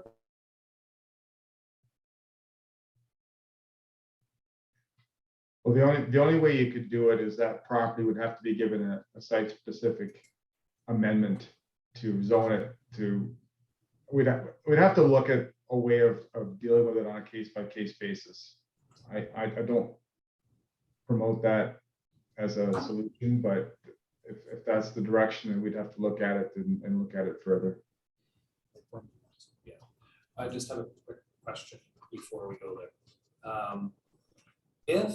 Let's say if now, and I'll say I don't, but let's say I owned a property there, and I applied for my building permit today, our township would have no choice but to approve it, but it would still have to go for approval to United Counties, correct? It wouldn't, because it complies with our existing bylaws. My understanding, one speak to CAO. That's sort of my question, because if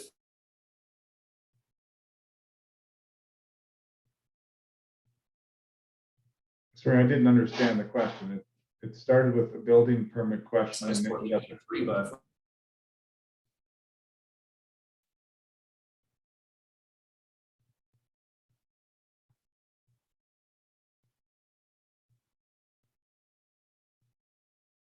Not 100%.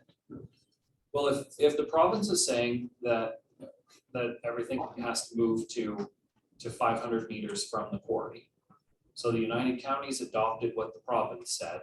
Our official plan then adopted what the province said. Correct. And the rules we're setting out now to enforce our official plan. But what I'm saying is if we apply for our building permit, are we the consent granting authority, or does it have to go a level higher than us? And if it does, will they not just turn it down? Yeah. So after,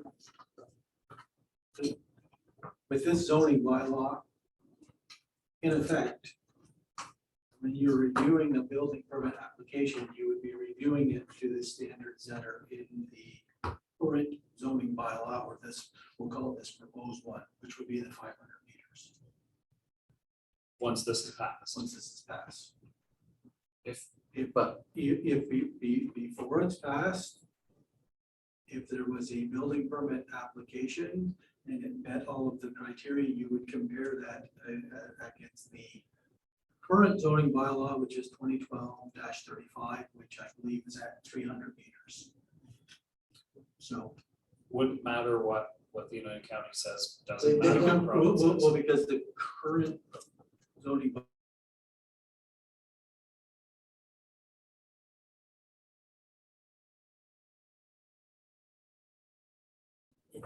The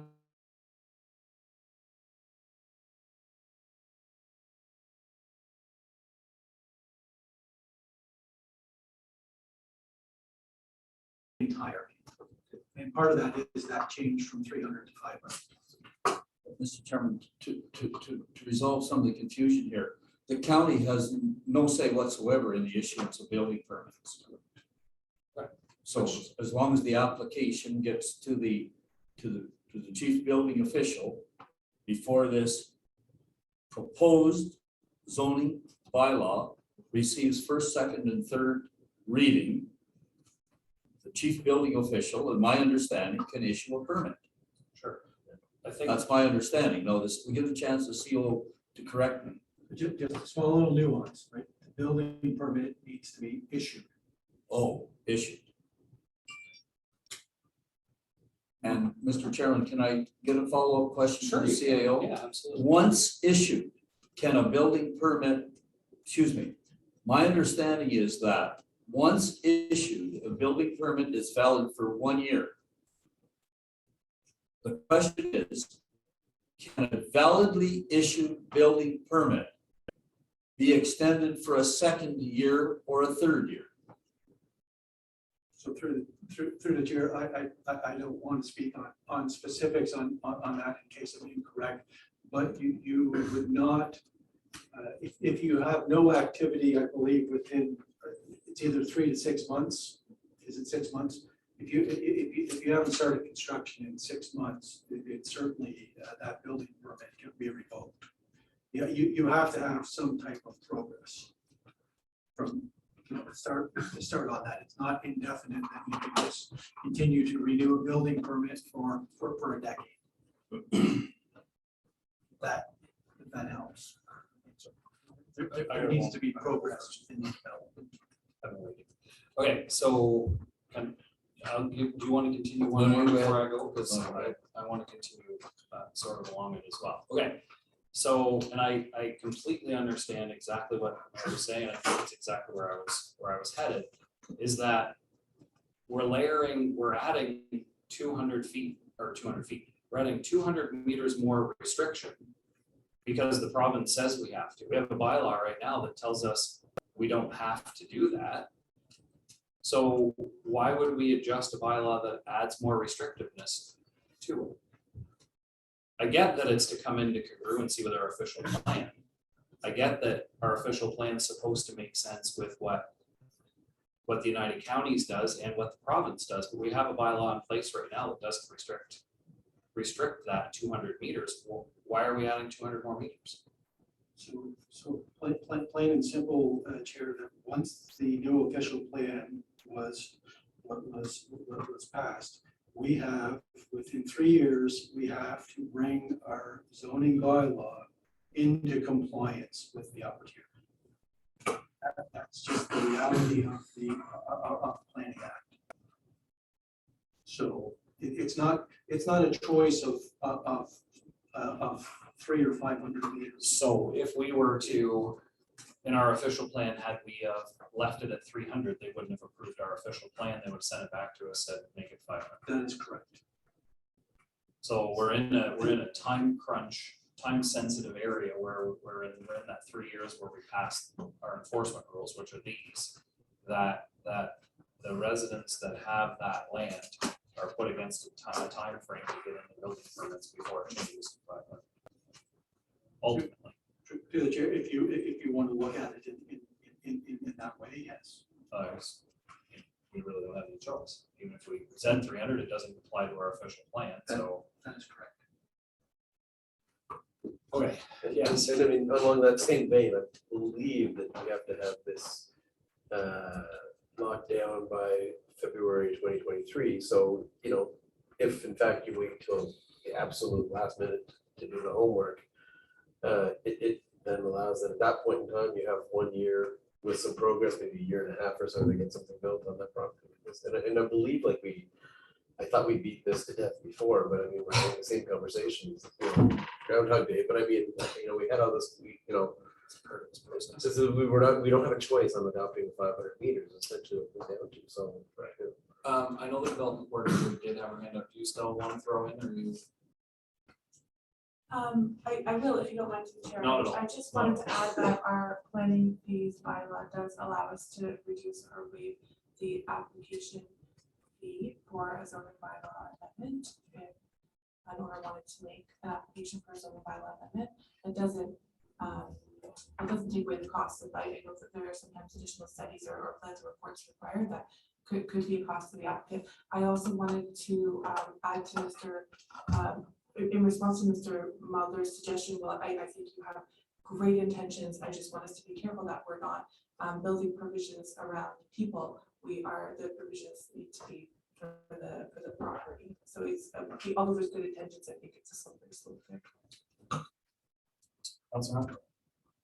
What was the official date we passed our official plan?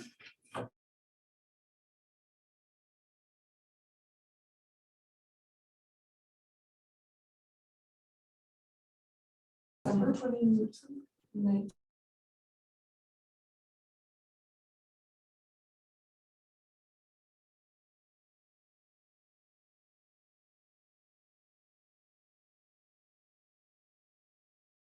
Connor, you've had your hand up patiently, my apologies. So am I correct in understanding that the vote we had last meeting was invalid regardless of the result? If we have no choice in the matter between 300 meters and 500? I think when we had that vote, we sort of all knew that it really didn't matter what we thought, it had to go to 500. I didn't. And I felt forced to make a decision. Through the chair, just for point of clarity, I know it's got to go to 500. But what I guess I'm suggesting is there's got to be some safeguards or some protection, if we want, for the current owners that they bought it in good faith, that it was 300 meters, not 500. Because if it was 500, they may not have purchased. And so, just like we're saying, changing this, the last one we just talked about, if we change it to GCCC, or, then the person can't apply for amendments to his residential, unless he did all this work. Well, we're doing it to these people too, where I think there must be a provision if we articulate it. And I fully support what our development coordinator is saying. I'm not looking at it as the person. I am looking at it.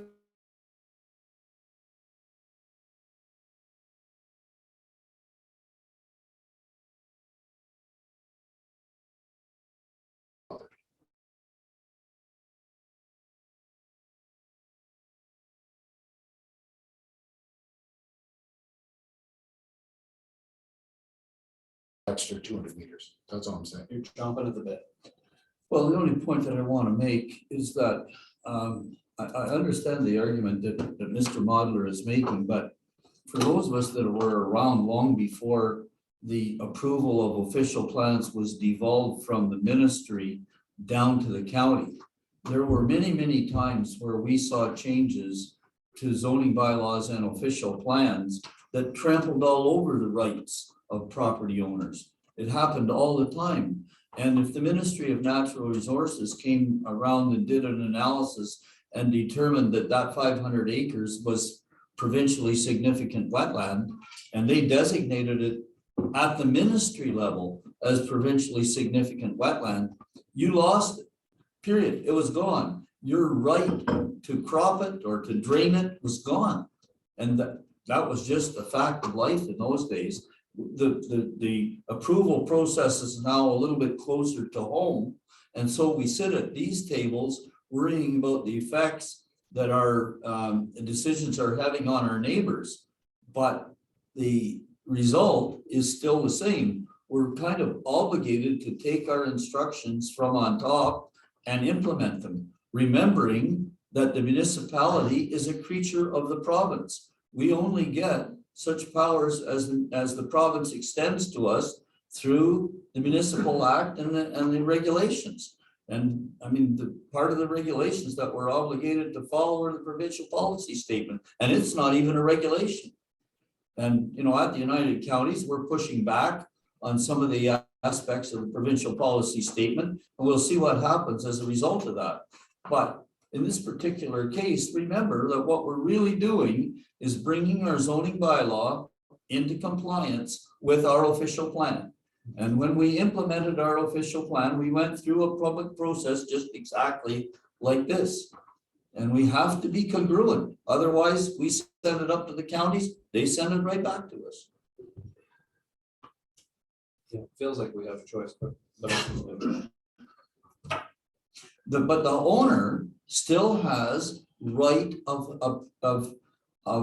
zoning bylaw amendment. Right. They still have that right. And we have the right to refund or decide if fees are rebated. Exactly. Based on that, yeah, Yeah. okay, Counselor, That's just what that's I where you're going wanted to go, to, yeah, the council of the day still has the right to waive the fees. right. We regulate the fees. Counselor Dillabaugh, you were good, eh? You didn't wanna, On this 92 revision, how many other properties will fall into the same as 5067 Rock Street will? In that area. how many back onto the court? Yeah, it can apply for a building. Is it just this one? No. So Chair, I'm not sure how many properties are there. I could certainly look at how many are within the 500-meter influence area, but keep in mind that if a property is already developed, it is considered legal non-conforming. And as we've just discussed, we realize that that would impact them if they are making some additions or changes to their property. It might result in an easier planning application to make, but it would still result in a planning application that's needed. But in this case, it is the property is currently vacant, so that setback applies to a new sensitively to the residential land use. So if that's what they'd like to develop there. But is that the only one that has come forward, 5067 Rock Street? No, through the chair, we have some other comments here with similar concerns. It's further down.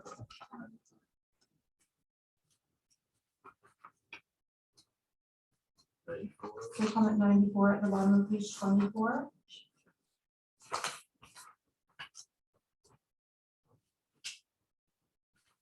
$95. 95 is related to the same property. Mhm. Yeah, we're really discussing all of this. Yes. So they do have options. They can apply for amendment. We're the ones, council are the ones that set price tag. Or they can apply for a building permit now before our new bylaws come into effect, if they qualify. Right? Right? Or no, so. Okay, Counselor Hunter? Let's try to wrap this up. Well, not to get into every issue along here. We do have comments before us is to deal with the quarry on my property. Council wants to recognize this is the only quarry in the township.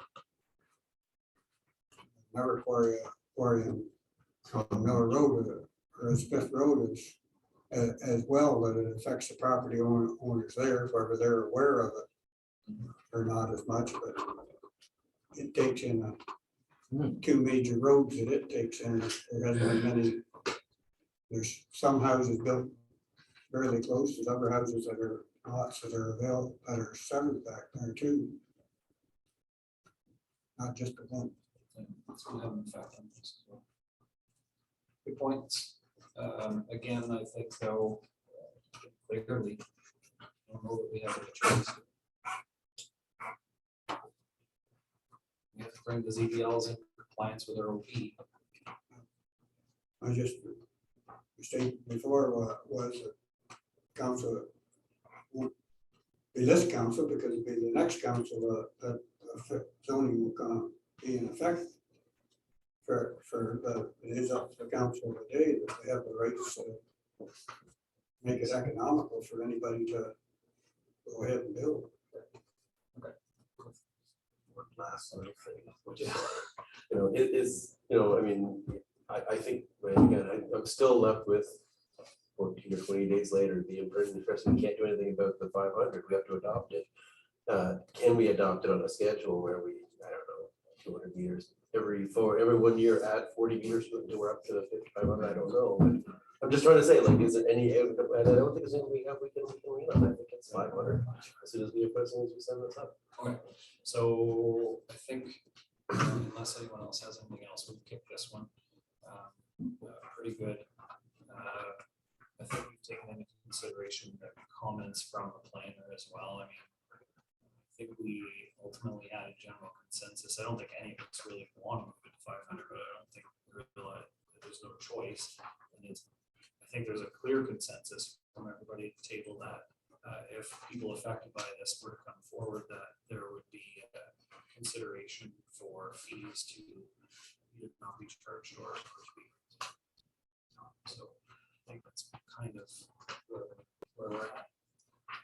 Okay, so then I think we're looking at, by my numbering anyways, we're looking at agency comments then, development coordinator, which would be number 86, Zenbridge. Oh, sorry, did I skip something? My apologies if I did. And Oh. Bridges 86. Also infrastructure to 91, the last one. So, Oh, that's after. Yeah. Yeah, that's after. So, but we're on item 86 with Enbridge, right? Does anyone want to discuss the Enbridge comments or any of the comments regarding that from the planner? Sorry. So, I'm sorry for interrupting, but the letter that we sent, we had requested that information about licensing, and that was not addressed in this response. Our letter is on page 106. And we wanted to know about the zoning bylaw that the township had passed when the OMB came down with its recommendations. I don't know if I'm supposed to be even addressing this, but I was very concerned that this wasn't discussed, because there is an exception in your proposed zoning bylaw for an exception for the Buckwheat Road quarry to not have a concrete or a portable concrete or a portable asphalt plant is not to be allowed there. And it states in our the OMB hearing and a bylaw passed by council at the time that there would not be any asphalt plants or concrete plants on this quarry. Okay, so thank Why you, can Mr. we Chair. not have, I guess my question is then, why can we not have an exception included, like the Buckwheat Road quarry, and have an exception for that? Okay, so thank you for bringing the letter up. I missed it. It was the second concern, Yeah. concern number 2. Yeah, missed it because I wrapped it in with the others. We'll discuss it now. If you have further questions though, we don't allow back and forth unless there's a delegation during the committee discussion. We have to save it for question period. So, okay, so thank you for bringing it forward. My mistake for missing it. Well, it wasn't on your agenda, the attachment A, the number 90, whatever it was, 90. Yeah, I definitely have 94. I definitely read what you're talking about. I just missed it. So thank you for bringing it to attention. If you have another question, if you would save it till question period, I would appreciate it. Okay, thank you. Okay, so let's go back then and address Mr. Pesky's concern, and I'm just going to put that to staff or to the planner if they understood question. If not, we can save it to question period, and we'll allow Ms. Pesky to ask the question again. So to staff or the planner, do they have a response for that?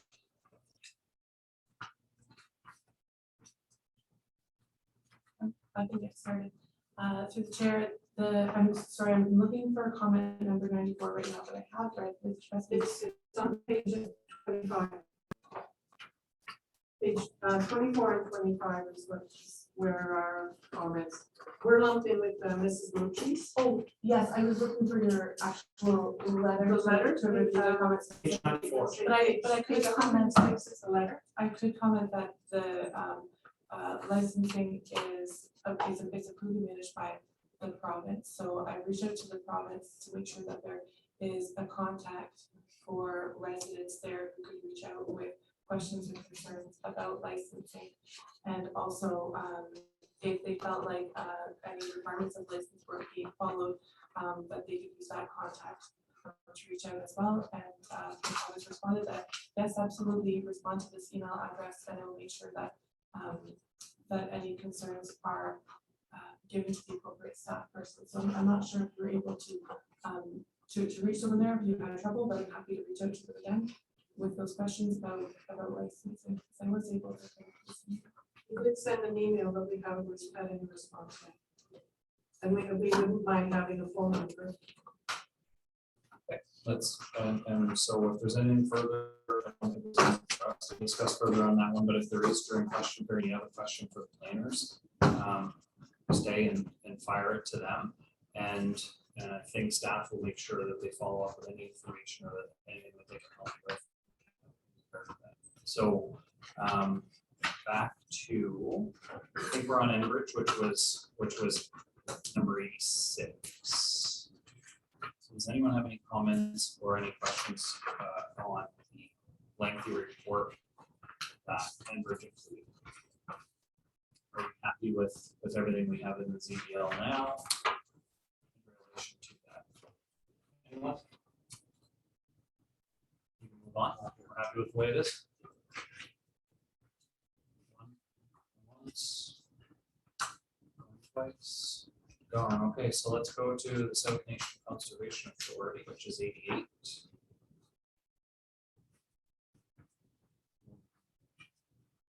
And I have no questions.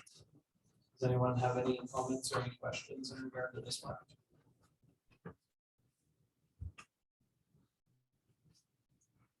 What do I do?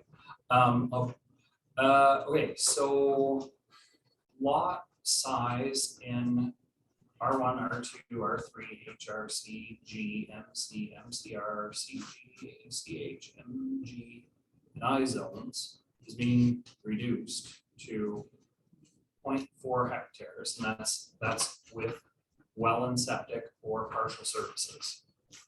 And the minimum that a lot can be, so it's 0.98 acres, right? Am I wrong in thinking that it's presently 2.47? The chair, outside of the settlement area, it would be the minimum lot size is Is 1 2.47, hectare or 2. right. So my question is this. So, and I started this with you earlier today and ran out of time. We had 32 David Street, which we defined as being, too intense for the area. Mr. Burry, I think, is bringing up intensification issues as well. This allows 1 acre lots inside these areas that either have full septic or partial, which I like, they're 1 acre lots. But then you go out in the road and you go to Hyman Road where there's less intensification, and we actually require them to have a 2.47 acre lot and reduced intensification. And I mean, I get that we're trying to move the intensification into areas like Spencerville, but we're sort of, to me, it feels very contrary to what we just went through. Like, you have to have this enormous lot on a country road in the middle of nowhere, but yet in the town we're saying you can have a well and a septic on such a small little lot. Like, shouldn't you be able to still have a small little lot on Hyman Road or Pittston Road? Like, I get that it's rural area and it's the rural way of life, and But I mean, you go out on, I think it's Yoakum Road, and there's, 5 or 6 really nicely designed houses on nice 1 acre lots out there as well. But Mr. Chairman, in the town, sewer services are provided. So the size of the lot is not determined by the requirement for a septic bed. In the rural area, there is no sewer service provided, and all lots must have a septic bed. Now, there are new septic beds which don't require great huge areas anymore. But at the time that many of these bylaws were written, the health unit required, I think, a minimum of 1 hectare, 2.47 acres, if I recall correctly. So that's where the 1 hectare came from. But, well, and I get that, and I know you can apply to have it reduced. But what I'm saying is not all lots in all of these zones are connected to partial services. The bylaw respects that it's private or partial servicing. So if we use where the Baker proposal came forward, where we weren't allowed to attach to private servicing as an example. Right now, we're looking at lots that can be 1 acre lots over there. Yeah, but that's With private septic and private well on a small lot. But yet you can't do that No. on Lyman Road. well, I struggle with that. but my understanding, I mean, first of all, that whole issue with regard to that large acreage has not yet been fully resolved. The interpretation of the provincial policy statement in one sector is that you can't hook up to a single municipal service. You have to hook up to both. We don't have both in Spencerville. So there's another school of thought that interprets the provincial policy that says that at our county level, the provincial policy statement is not being properly interpreted. And so that issue hasn't been resolved yet. But if there were to be both municipal services available on that, in that area, then there'd be no,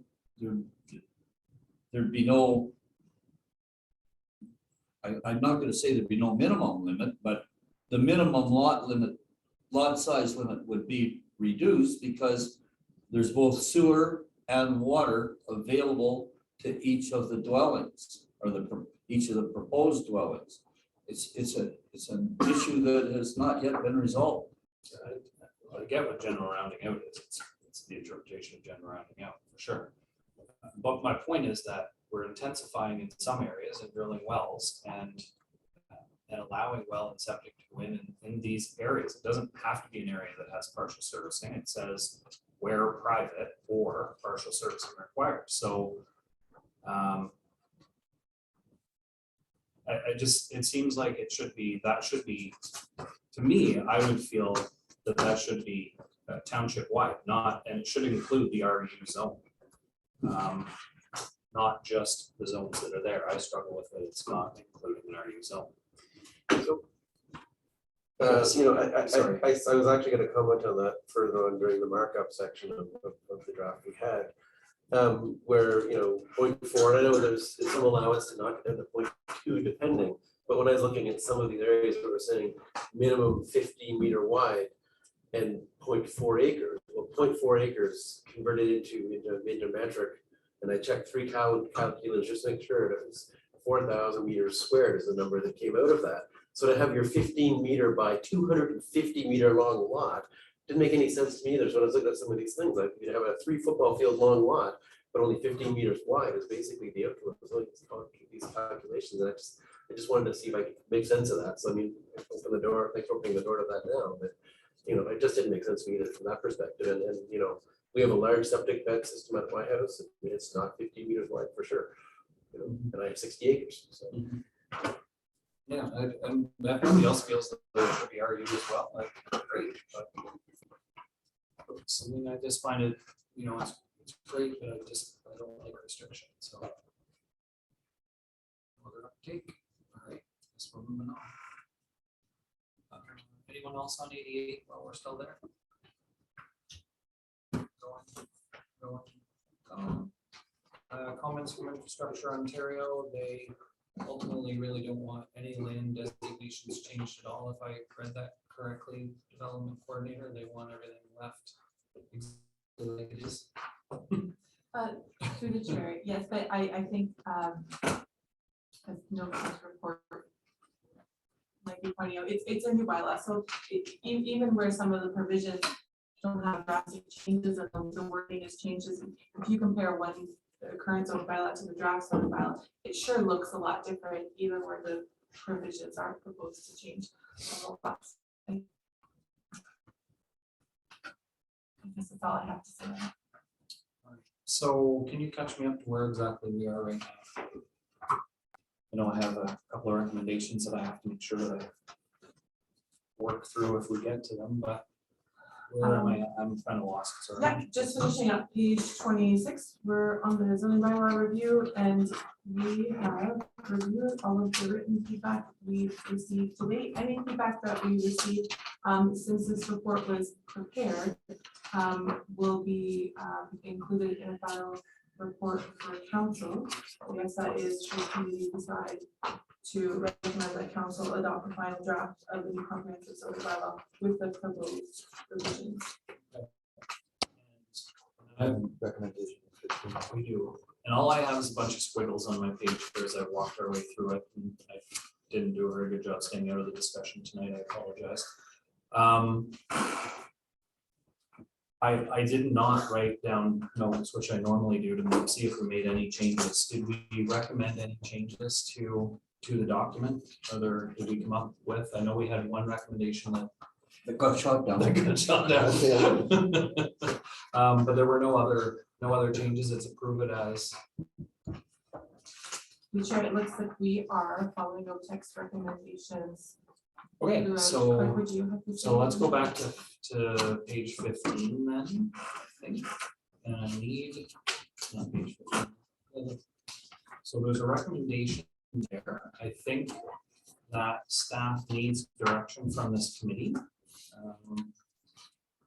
There is a recommendation there. If someone was willing to move the recommendation, if they feel we are ready to move that, and to second that, to get the document continued along its path.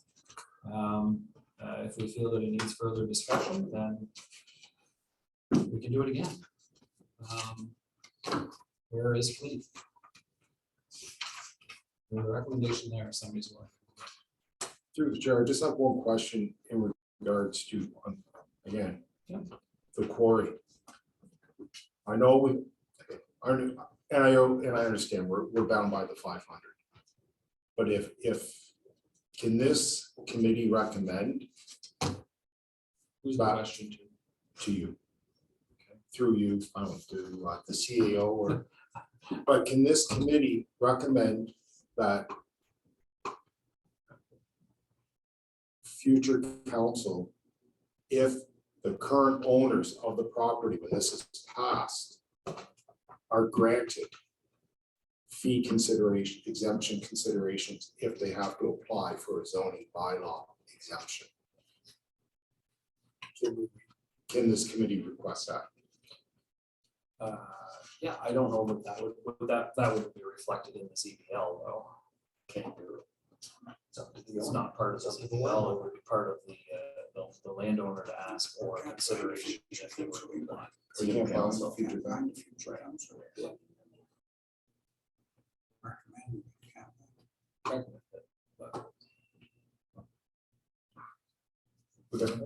I just find that particular section here, our hands are tied, as you know, the mayor said, our hands are tied, but I just find it not just for, for the two quarries that this is going to affect the private owners around. Thank you. Good, okay, so mover or seconder then? Or we bring it back again for discussion at another time? So for my 2 cents, I'm not sure I'm ready yet. I mean, there's a few open-ended things there that, I wouldn't mind getting a little more feedback on. Chris's input. Thanks, Chris. Anyone willing to move? I'll move it. May not get a seconder, but I'll move it. Seconding or commenting? Seconding, okay, so it is on the floor. We are voting on the recommendation. That committee recommend the council adopt the final draft of the new comprehensive zoning bylaw with the proposed revisions. Who second? Connor. All right, so further discussion. I think, did you want to make a point? You're good? Okay. Councilor Dillabaugh, any further discussion? I'm good.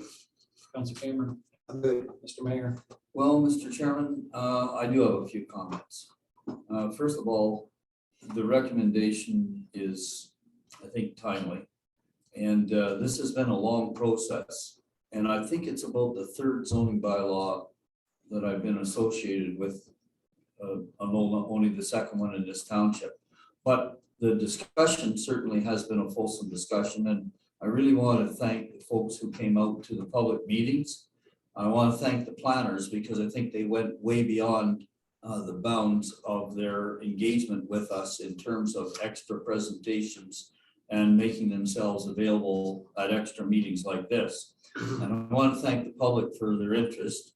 The bylaw has to reflect basically what we've heard as a result of the entire process. And I want to thank Mr. Drury, Mr. Pure, excuse me, Phil, for bringing up his issue, even though it was at the late hour. And I want to thank you, Mr. Chairman, for guiding us through this process as the chair of this committee and the source to the community development coordinator. I'm speaking before the recommendation passes, hoping that it will gain favor at the table here and that we will make this recommendation to council. It's been a long process. I think it truly is a community bylaw. Many people didn't see things exactly as they would like them to come out, but everybody has still right of appeal. So, and right of zoning bylaw amendment. So I think Mr. Modler's comment about passing on a recommendation to the next council, I'm sure that the staff will, even if none of us are here, the staff will remember that the long discussions that went on, and I'm sure that people that do come forward for zoning bylaw amendments will be treated fairly by the staff in place at that point in time. So, Mr. Chairman, I appreciate the opportunity to have a few comments and hoping that the committee will support the recommendation that's on the floor. Well said. Councilor Hunt. You good? Ms. Robert? I echo what the mayor says, like it's been a long process, a ton of hard work. I think this bylaw has tightened up some of the existing loops that were in our old one. And I'm glad to hear there are avenues that if people won't have agreement with some of the changes, there is an avenue for them to seek recourse. And again, I thank everybody, staff, planners, yourself for leading us through this. As the mayor says, it's been a long process. Connor. You good? All right, so everybody's had a chance to comment. Let's call the question. All in favor? Unanimous. I show unanimous. Unanimous. Didn't expect that.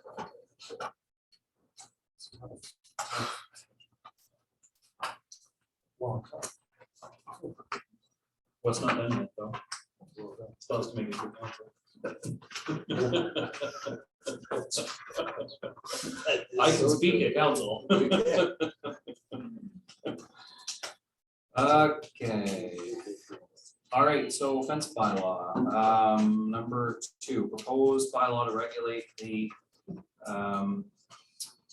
building, the height and the maintenance of the boundary fences. Wendy, do you want to? Mr. Chairman? Yes. I wonder if we might thank Mr. Pence and Jordan. I don't know that we're done with them. yet. Oh, I'm sorry.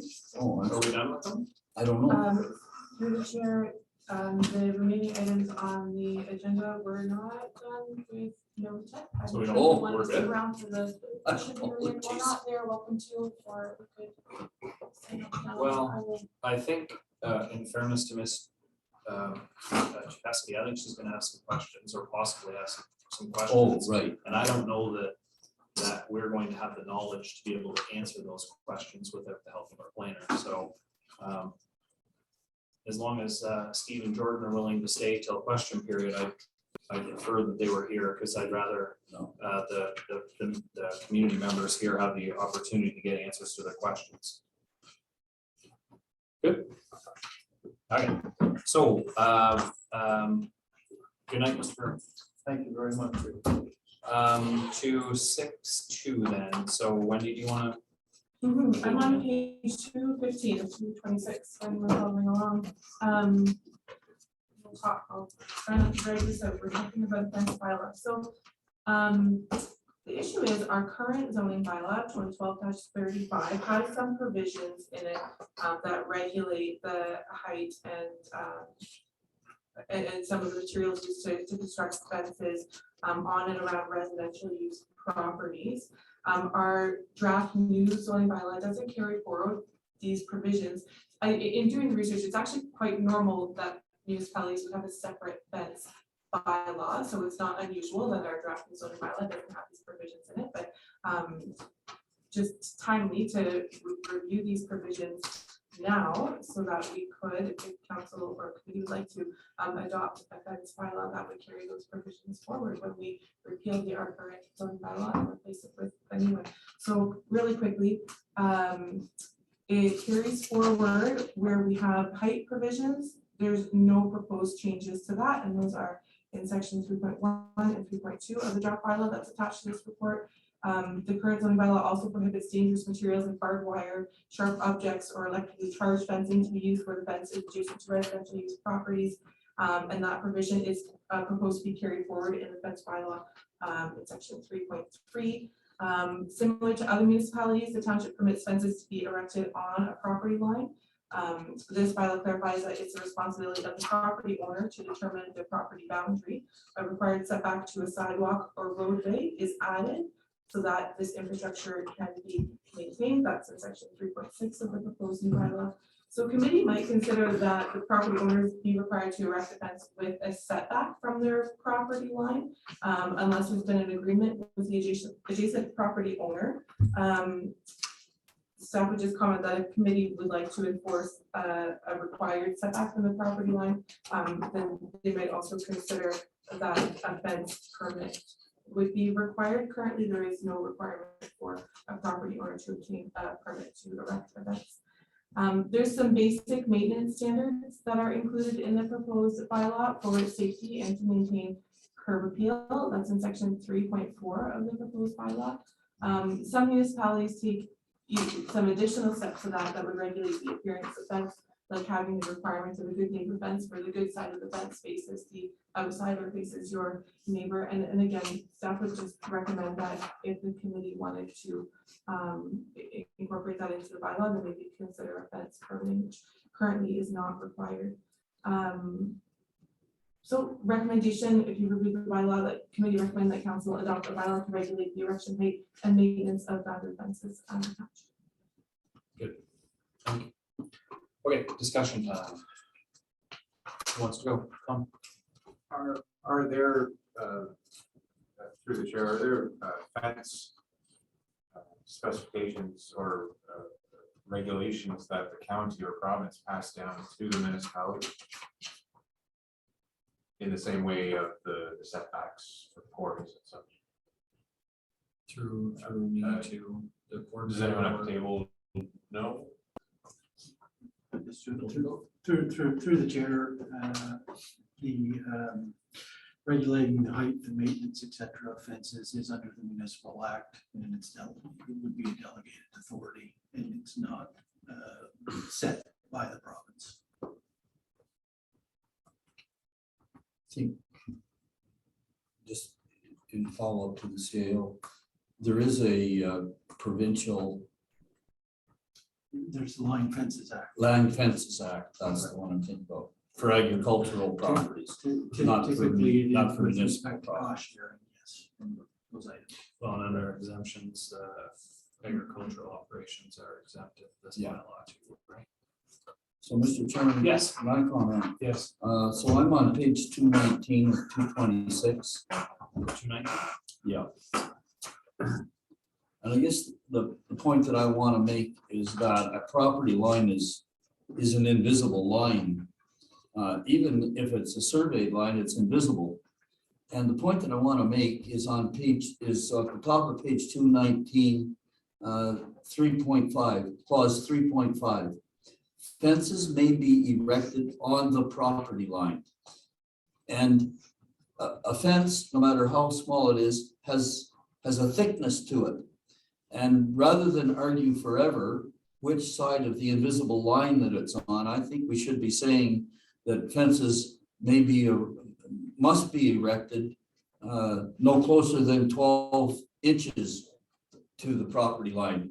And that makes it clear that whoever erects the fence has to have it on his own side of the line. And it already indicates that it's the owner's responsibility to determine where the line is. And the surveyor will provide him with an invisible line or a string line, but you've got to stay 12 inches away from that. Otherwise, our staff will be forever determining whose side of that line it's on. And a post that's driven today on this side of the line can easily tip tomorrow and be on the other side of the line. So you're arguing forever about whose side of the line it's on. So I would like to see a provision that no closer than 12 inches to the property line.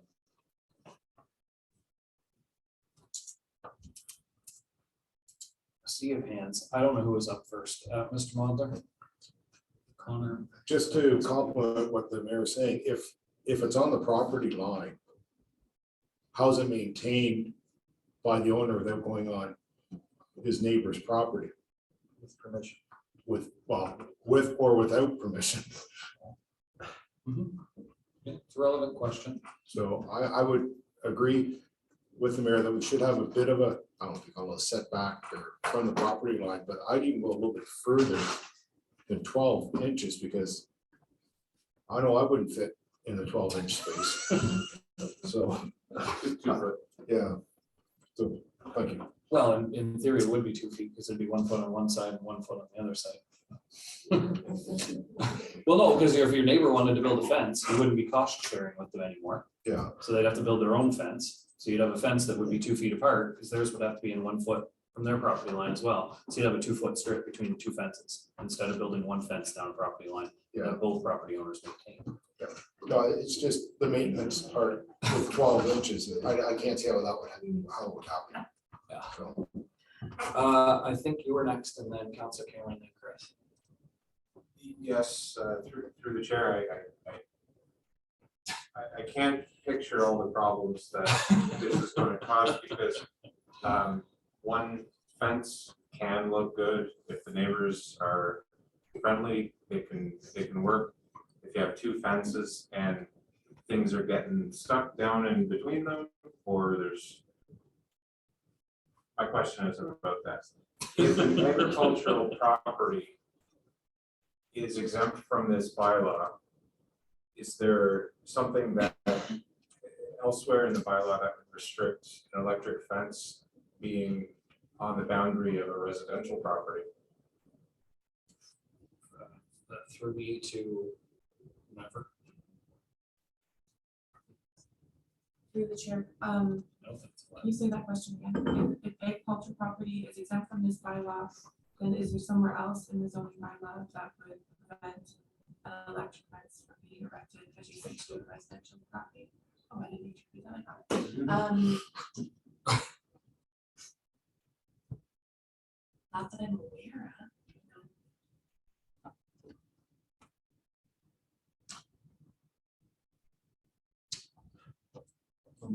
Mr. Chairman, brings an interesting question because you can have a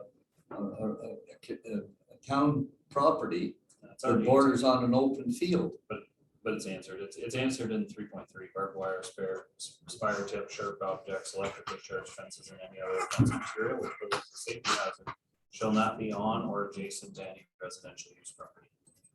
So that prevents the farmer from using an electric fence. Except for under the exemptions where a fence erected on lands used for an agricultural operation. 2.1. Okay. So that would, so they, then if I have residential property on the water, I cannot erect the electric fence to keep friendly Canadian geese off my property. Sure. Sure, I think that's, yeah, I think Just you're for right. I clarity. think you're right in saying that, yep. So it was Steve. Yes, just a comment, Mr. Mayor, if you think I'm gonna give up 12 inches of my property, you're crazy. Because it's not gonna be just 12 inches, it's gonna be 24 inches, because I have 2 fences. And that's just not gonna happen. Especially if you live in the RLS. I mean, we just talked about taking away 200 meters. Now we're talking about taking away residential property. I think good fences have, good fences make good neighbors. And if you can't get along with your neighbor, put up a fence right on the property line. I sadly have a list. So the 30 centimeters, by the way, yeah, sorry about that. So 30 centimeters would be, 20% of the 1.5 meter setback that you've already said you're now allowed to have. Good luck getting your lawnmower to your backyard to bring it through your living room, I guess. Yeah. So, and I mean, it doesn't really affect me, but I don't think that it's gonna be well welcomed as far as that goes, at 12 centimeters, 12 inches, so I don't think I can support that, but anyways. Now back to where I was going originally, rural and agricultural, so you said residential properties, but I was trying to figure out, does that mean if it's rural but not residential, or, It's residential, sorry, through the chair, it's residential use properties, so it might include a rural property if the primary use. Okay, so rural property with a house and a farm is a farm use, so it's exempt. So, Right, if the primary use is agricultural use, then has the accessory dwelling to that, then it's agricultural. primary use, yeah, okay, that's fine. And then would there be properties that are grandfathered in if it was to become something that was mandatory to get a fence permit? I'm assuming? Through the chair, 3.7 says something in this bylaw that the continued use and maintenance of events if such fence was lawfully erected prior to the effective date of this bylaw. Okay, gotcha. And just last parting comment, is it still 10 hours a week we give to our bylaw enforcement officer? Yeah. Still. Yep, okay, that's good. Point well taken. Councilor Cameron. Yes, thank you. I'm on 3.6 and just the the second sentence, no fence shall be erected within 18 inches of a public highway or sidewalk. Is that in the current bylaw or is that a change? Through the chair, no, that's an addition, and it's to allow us to maintain that infrastructure, so for plowing the sidewalk for the snow. Right. So then we also are asking in this bylaw for consideration for permits. Through the chair, no, not in this bylaw, just in the staff report. Your staff's review of the proposed Okay, bylaw, some questions were raised, so we brought it to committee for consideration. No, it isn't in the proposed bylaw, but that's something that committee and council would like to implement. We could make some revisions. okay, it's just the only reason I'm asking the question is I know of a couple of fences that go right up to the sidewalk, and I was wondering how they got built. So if there's no permit system, they'll get built. Thank you. Correct, and that setback to the sidewalk or road doesn't exist in the current zoning bylaw. Thank you.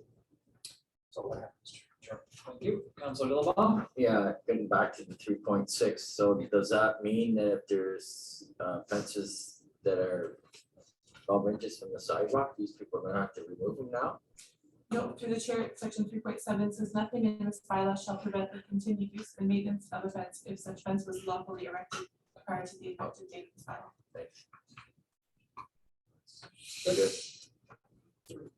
Mr. Melvin.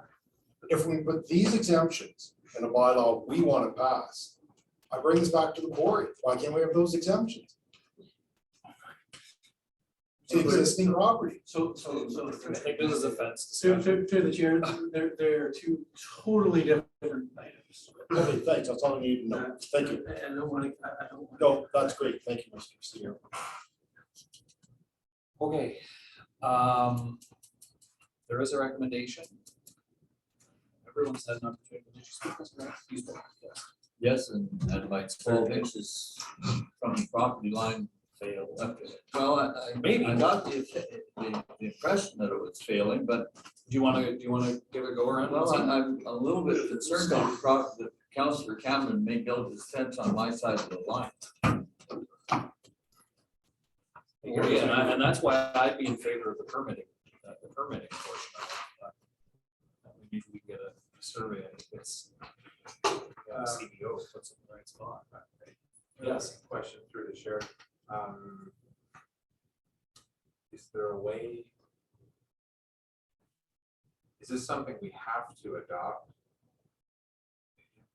If I could ask for some background, are there serious flaws in the existing way that our bylaw addresses fences that need to be fixed? And are there only one or two things that we could really look at and pass, and then later on unveil further portions? Because there's some big flaws to having a forced setback or a forced on the property line. Like, neither are cut and dry. And if you want, I could exhaust both lists. Is there a way we could just take one or two things that we changed? Are there one or two things that are really needed to be done? Through the chair, so the proposed bylaw largely carries forward the provisions that are in place in our current zoning bylaw. There are just a few small changes where we saw there was obvious room for improvement if we were to adopt fence bylaw. So that is very basic maintenance standards, like to keep the fence structurally safe and in good repair. And that setback to the sidewalk so that we would be able to maintain that infrastructure. I think everything else is what's in the current zoning bylaw. There isn't a requirement to have your fence on the property line. You could choose to set it back. I think all I'm saying in the staff report and in the bylaw is that you can erect a fence on the property line, but it is property owner's responsibility to determine where that property line is. So I'm not going to pay for a survey for you, and the taxpayers aren't going to pay for that survey for you. You need to pay for that survey. Mr. Chair, Moved by Mr. Mulliner. Seconded by Councilor Hunter. Further discussion. I need some clarification. This is not including a strict 12-inch on or away from the property line. I think the suggestion is on the property line. Correct. And it can be adjusted in as one chooses on their line, right? Correct. Fences may be erected on the property line, but it's a responsibility of the property owner. Yes. And it gives everything. Further discussion? I'm pretty just how I'm gonna vote. I'm just not sure exactly, what the question is still. I'm a little unclear on sort of the changes that are there, and still probably go for it anyway, so that, so. Further discussion? Calling the question, all in favor? Opposed? One.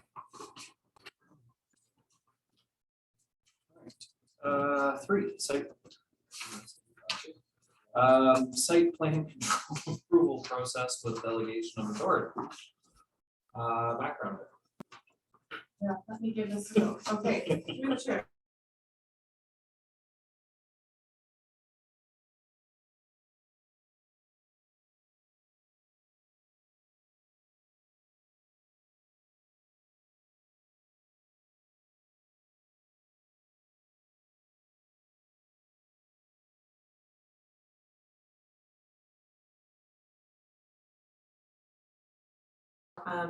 Talk a little bit deeper about those changes that are implemented from Bill 109, specifically as they apply to site plan control approvals. So Bill 109 are effective on July 1st of this year, so in less than a month. The changes will establish complete application requirements for site plan control with recourse if the application has not been deemed complete within 30 days of acceptance by the municipality. So it's similar to the zoning bylaw review or zoning bylaw application process. If somebody wanted to make an application, I wait till I have all the information that we reviewed in the pre-consultation, and then I say this is a complete application before we schedule a public meeting. So now we can do the same thing to a site plan control application. Another change is to extend site plan control application timelines from 30 to 60 days, and also require that site plan control decisions be made by staff instead of municipal councils or committees of council, and that this will apply to all site plan applications received on or after July 1st, 2022.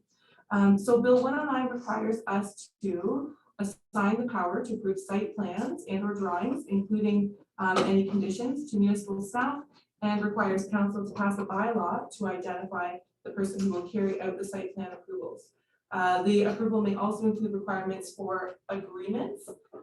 For applications submitted on or after July 1st, councils will have no authority to give site plan approvals. So if we want to continue to use the site plan control process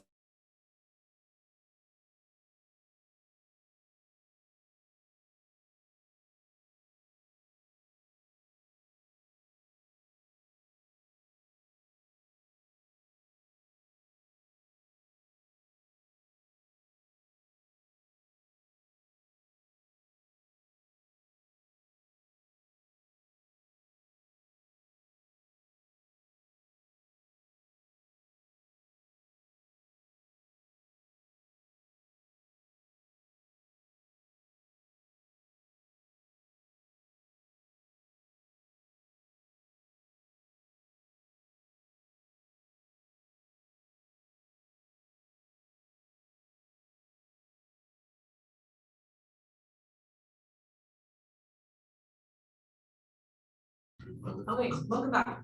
All right, fire away. For applications submitted on or after July 1st, council will no longer have authority to give site plan approvals. The changes do not impact the identification of the signatory of those agreements on behalf of municipalities.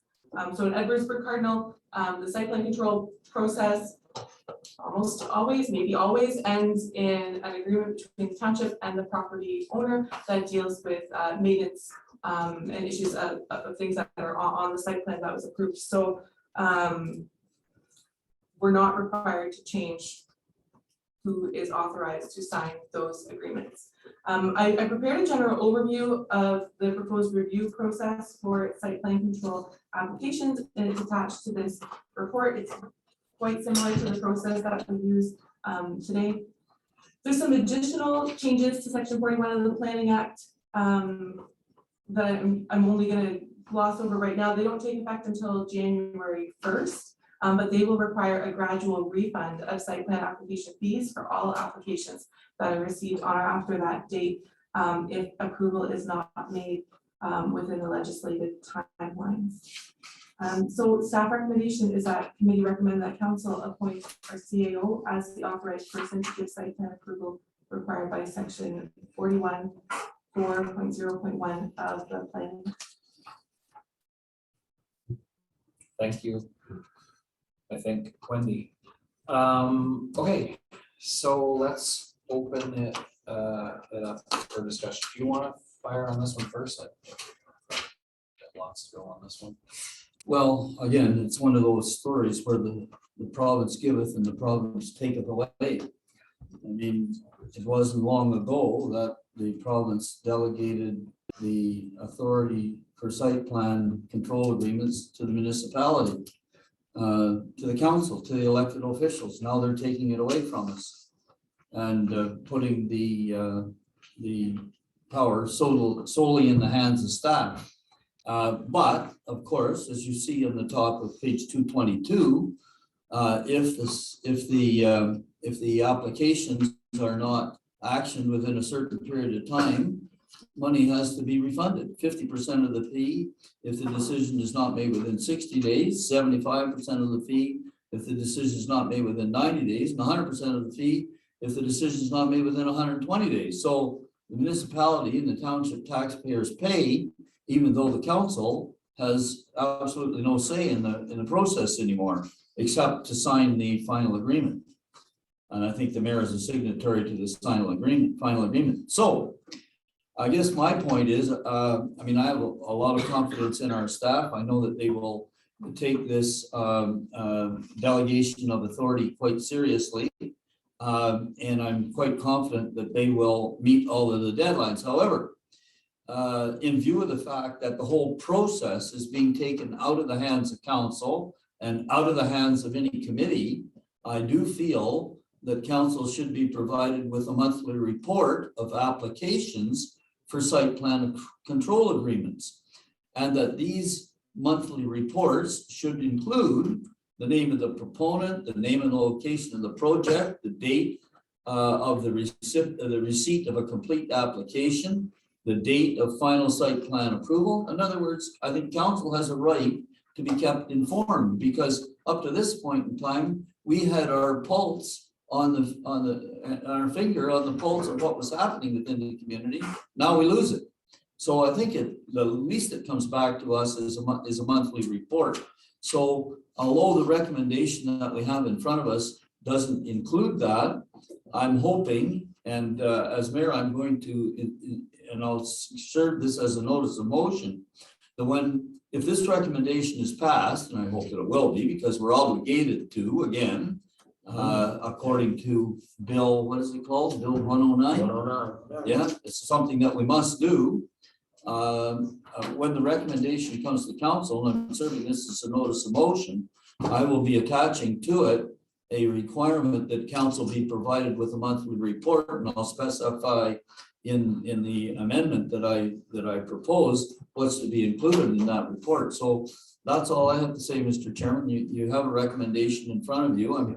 I'm sure that it'll be moved and seconded, and because it's obligated under Bill 109, I'm sure that it'll pass. And I thank you for your comments, and I think it will speed this discussion along quite well. So I think you wrap it up really, just give me one sec. I think it wraps it really nicely around what our requirement is and what we should do to still keep our finger on the pulse, as you said. So, Mr. Ward. Yeah, I mean, I guess, and I do agree that, this is another one of those, we don't have a choice kind of things, but, even worse than council not getting a say. Okay, so we've just approved a zoning bylaw amendment, which now has locked in certain properties in certain ways, which we also now have no choice about anymore based on this discussion here. But worse than that is that there seems to be no apparent place where public can be consulted as well in this, and I think that's even worse than council not being involved as well. So, we're obliged to do it, and I probably still won't vote for it. Yeah, I think again, it'll be approved. It'll come back here for discussion. But ultimately, I don't think we'll be able to make changes to it because it's already approved. So, yeah. Okay, so there is a recommendation with this, if no one else wants to add. Move it. I think I have to read it at least though, or have we read it already? You have a second? Not yet. Would you like a second? No, I'm gonna vote against it. Councilor Cameron's going to second. Sure. Do you want to read it though, quick? Just to get through the chair. Staff recommendation is that committee recommends that council appoint the CAO as the authorized person to give site plan approval required by section 41, 4.0.1 of the Planning Act. And that has to be done by July 1st, right? That is a requirement. Through the chair, only if we would like to continue the site plan control process. Otherwise, we don't have a process. Correct. I mean, if we did it later than July 1st, we would just have a period of time where we could use site plan control. Not at all. Yeah. Right. Yeah. Okay. Okay. So Before we call the vote, Mr. Chairman, Further comments, sure.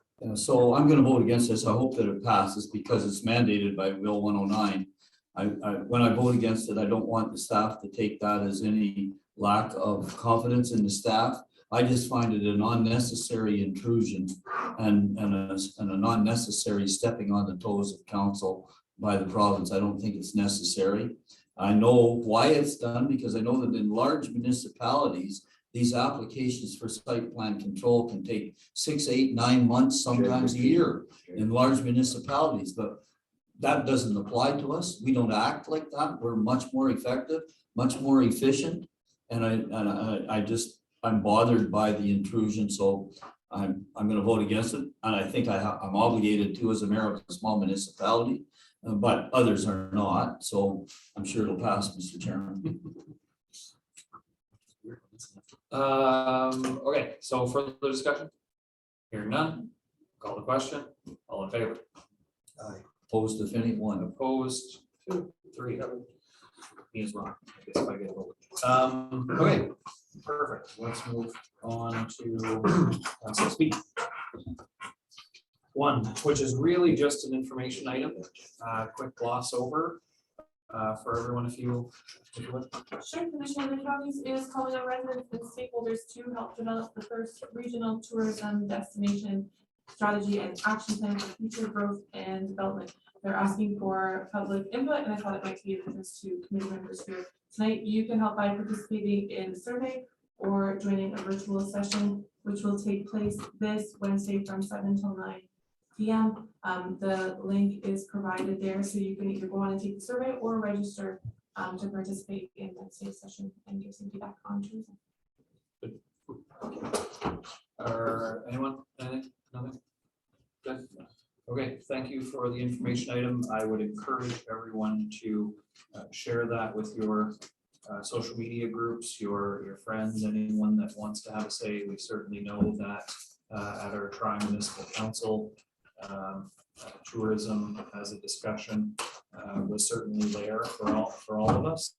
And I think there's lots of folks out there that might want to have a say as well. So please share with anyone you know. Now, we have nothing on the play portion. We have an inquiry notice of motion. You've already made your intent for the notice of motion. You don't need to do it again now, correct?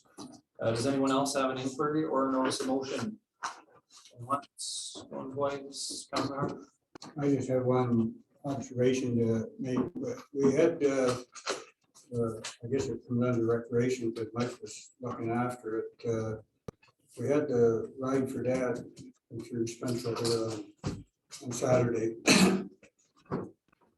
We're well organized by the ride for dad, but I think the township, we kind of lost organization on it. Because they were coming in off County Road 21 into the rink and parking all the way around the rink and in front of the Drummond building and circling and coming out and coming back out Sloan Street. We had a ball game, U19 ball game going on down at the back ball diamond, and there's all kinds of cars coming in Sloan Street, cutting down through, going through the motorcycles. They were directing the motorcycles to leave by coming around the rink, and the cars were turning and flying down on the back side of the rink to get to the ball down. There's almost 2 or 3 motorcycles run into there. That we kind of blew it there. That we should have had those streets shut off. We're agreed to host them there. We should have had township staff stopping cars from coming in there and directing them to go and come in the back gate. I went down and asked them if there anybody leaving before the motorcycles had left, please go to the back gate. We had something going on in Roba in North Augusta that for some reason or other the GPS was sending cars in up Sloan Street and around to go up to North Augusta.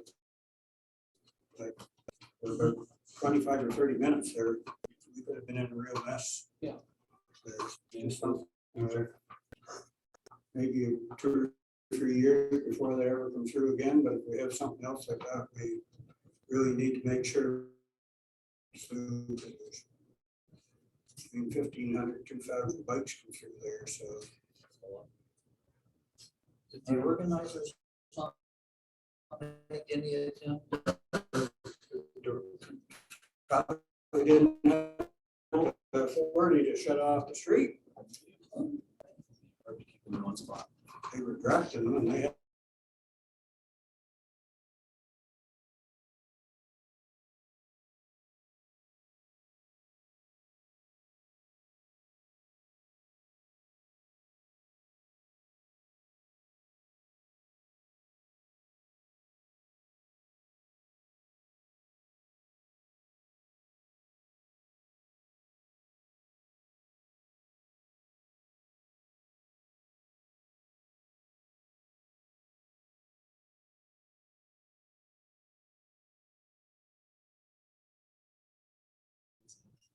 We're good. Right.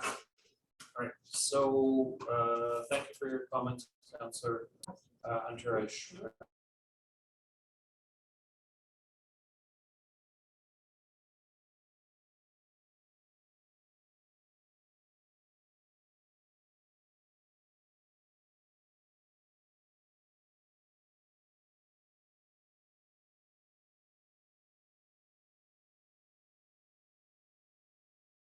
And probably be the challenge out there to see who can be the first one in that cold water. Not me. I could not that stuff. I just don't mind if you want to jump in the water, I can jump in. Okay, so the 11th for the art sale and the 25th for the pool opening. And yes, And it may not be a CDC thing. It was more just an inquiry if anybody in the township is contemplating any sort of building permit reduction or rebate of any sort to help with affordable housing units for sale and or for rent. I don't know if there's anything we're contemplating there, but obviously anything that can do to help reduce the costs would be great. So. something you may want to bring forward as a notice of motion later on. Yeah. Okay. Good, everybody's good. I don't see any hands. Good. All right, so let's go to question period. I know there's going to be some questions from the gallery, but fantastic waiting for question period. So who wants to go first?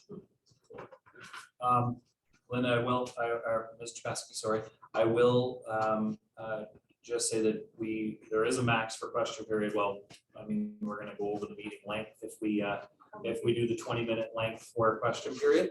Sorry, totally sorry. I was just afraid I didn't want to take my mask off, and I'm just coming off cold. It's not cold. Oh, okay, sorry. So for question period, question period typically is one question related to an item on the agenda, and then one follow-up with staff or mayor after. I know that's limiting, and I will provide a small amount of leeway with that, but I don't want to. Right, if it's a delegation, I would prefer to do it as a delegation. So.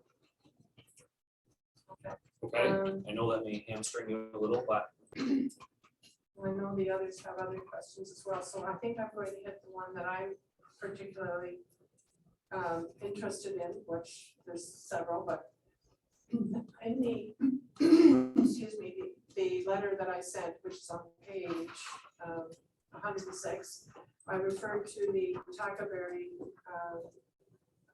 bylaw and the agreement for the OMB hearing and the bylaw that council approved. And because of that bylaw, it says that there is no concrete or asphalt batching plants allowed on the Tackaberry Food Quarry site. When I look at this new zoning bylaw, there is a special exception zone already there for the Buckwheat Road one, and it says on page 205, exception 1, Buckwheat Road, notwithstanding the provisions of the section talking about the mineral resources and what's allowed there, which includes concrete plants and batch asphalt. Contrary to that, on the lands zone EX1, an asphalt plant and concrete plant shall not be permitted. Can we have that included in this new zoning bylaw for the Tackaberry Hunter Quarry? And can we also include the operation hours that were also a part of the OMB hearing? because there are restrictions for the hours of operation for that plant. Let's just make sure that, Jordan and Steve, I don't know if you heard the full ask. Hopefully you did. If we could have some comment from the planners. Through you, Chair, it's Jordan Jackson here. I heard the question. We've taken a look at the bylaw just briefly that was sent, and our understanding is the conditions for there not being the concrete or asphalt plant and the hours of operation are related to the license that can be issued, not the zoning.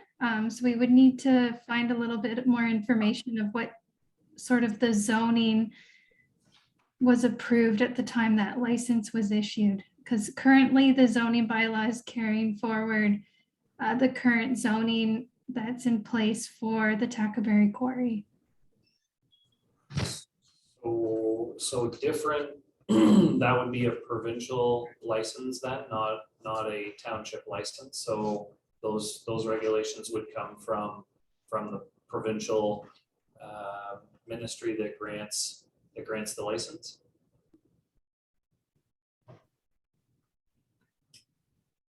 That's my understanding, is that the bylaw was part of, and the OMB decision, just from the information we saw, was related to the licensing of the quarry. Okay.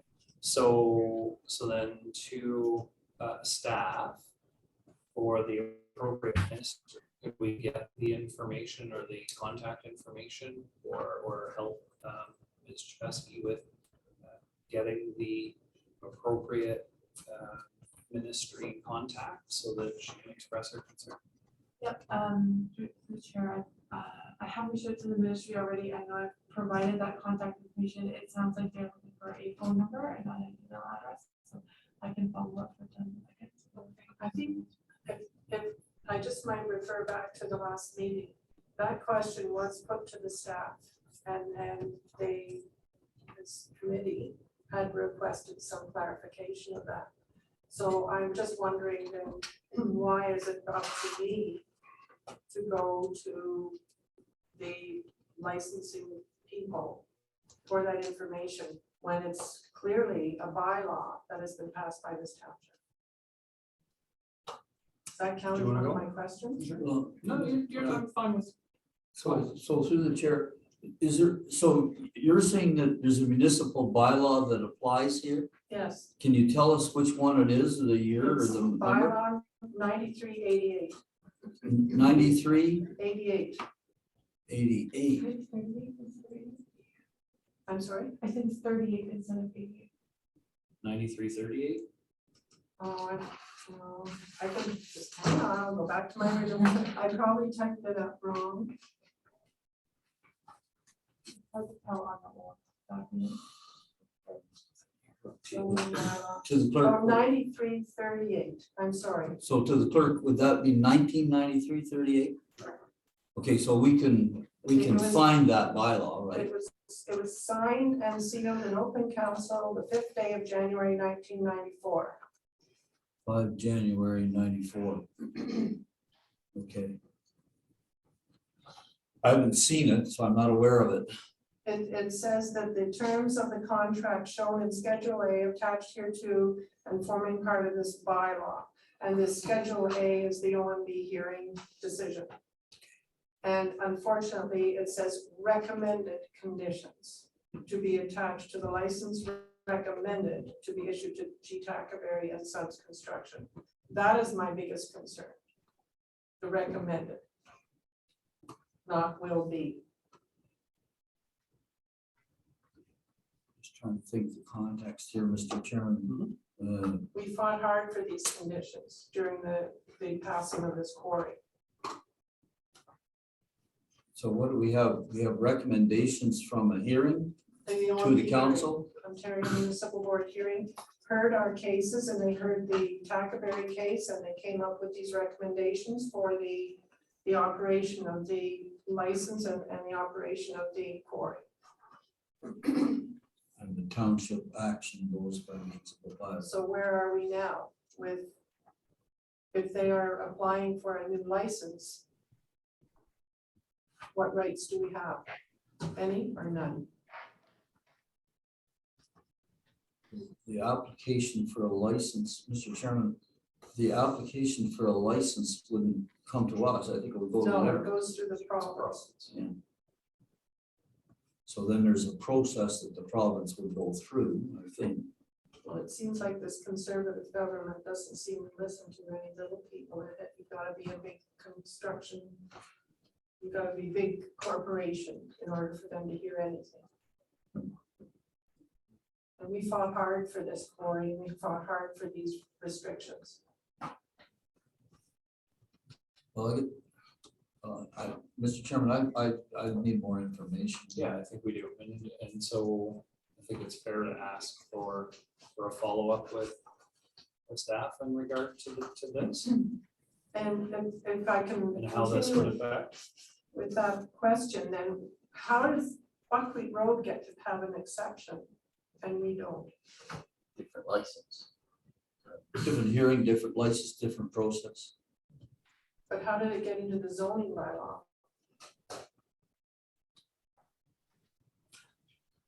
Through the chair, I'm not sure if Jordan and Steve would want to answer that. If they know off the top. I guess what I would, this is Steve speaking here. I guess what I would say with knowing a little bit that I do here on this specific situation is that the Tackleberry Quarry, we simply carried forward the zoning that is in place in the current zoning bylaw that doesn't have any exception for prohibiting asphalt plant.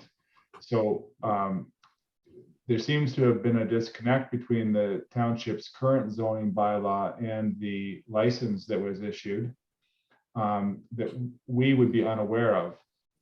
So I think there's a little bit of work needs to be done to try and reconnect that piece so that we can, you know, if it's appropriate to include an exception for that property, then that could be accommodated. As for the Buckwheat Road Quarry, we simply implemented what's in the current zoning bylaw in a similar manner, which doesn't allow for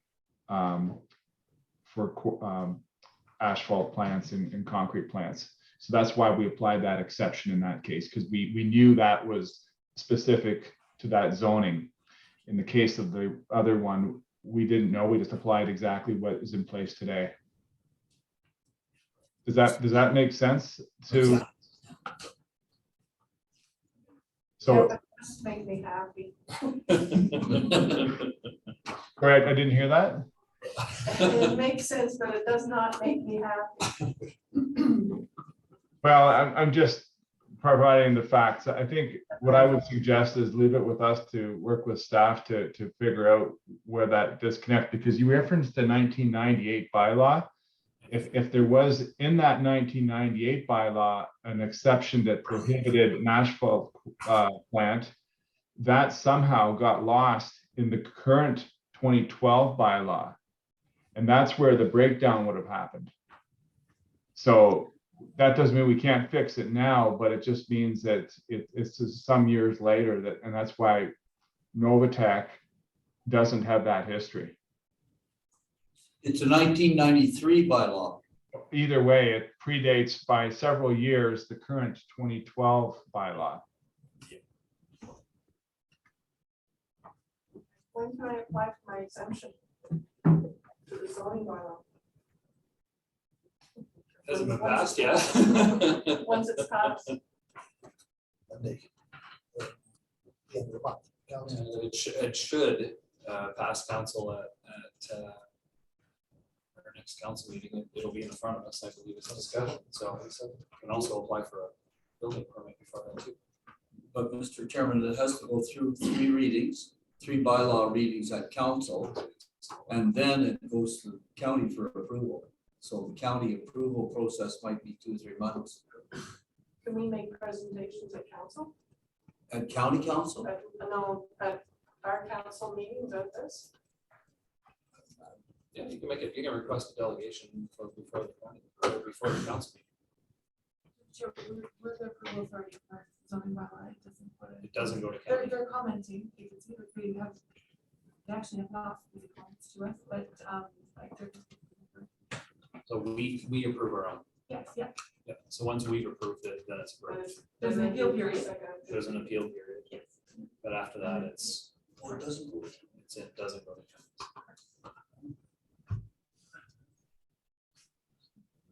I mean, it should be noted as well to make sure that we're aware that, again, we don't have, it's the appeals process, those are the counties as well. Oh, it's 10. I need a motion to extend. I move. Move second. Second. Take your pick. All in favor? Passed. Okay. First off, Oh, 10 o'clock's deadline for this meeting. for the meeting. Yeah, Oh, we I'm just, sorry. we've extended. So I guess what I'm saying is it should be noted as well, just to make sure we're on the same page, that does require to go to counties after that point for the appeal process, right? It's not maybe something that township here can decide on. To change, to get your exemption, that has to go to counties, I believe, doesn't it? No, zoning bylaw amendments are worthy of approval authority on the zoning bylaw. The zoning bylaw and amendments. Yeah, the county's comments. Do we have a rough idea what it costs to do a minor variance or a zoning bylaw amendment? The application deposit fee for minor variance is $650, and for a zoning bylaw amendment is $2,000. That doesn't include any supporting materials with the application. If we go for an exemption, that has to be circulated amongst properties close by, is that how it still works? An amendment to the zoning bylaw, the notice of public meeting would be circulated to properties within 120 meters, and for minor variance would be within 60 meters. It would also be advertised on website for this year and newspaper as well. So in other words, Tackleberry could come back and say, no, we don't want them to have an exemption. Anybody could. Okay. Yes. So one question, we're long I'm over it. sorry. No, it's okay. But these are questions that can go to staff through an email. It's not really a committee process, right? So to the other two members in the gallery, do you have any questions Thank you very much. to I have a bring? really quick one. We've talked about 500 meters, 200, 300 meters. And how is it measured? Where do you measure it from? From the edge of the quarry, from the edge of the property, from John's Road? Where is it measured from? I think the planners are on there. I think that's a question. It's toward dwellings, it's toward dwellings, right? Yeah, through the chair, it's measured from the zone boundary to the proposed dwelling. So, boundary. Yeah, so Closest corner.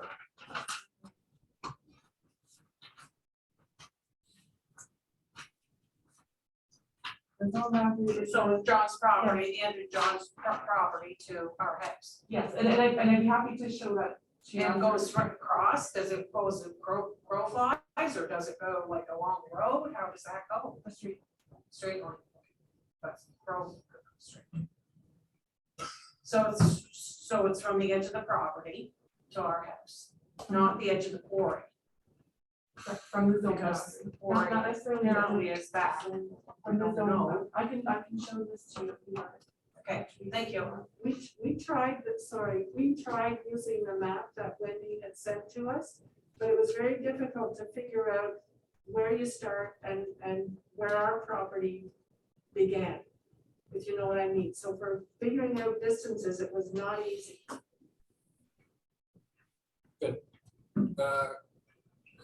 I just had a question through the chair to the development coordinator. Did you say notices are circulated to 120 meters? For zoning bylaw amendment, yes, it's notices to property owners within 120 meters of the subject property. I guess I have a question for the CAO. Is that something that could be on this committee increased?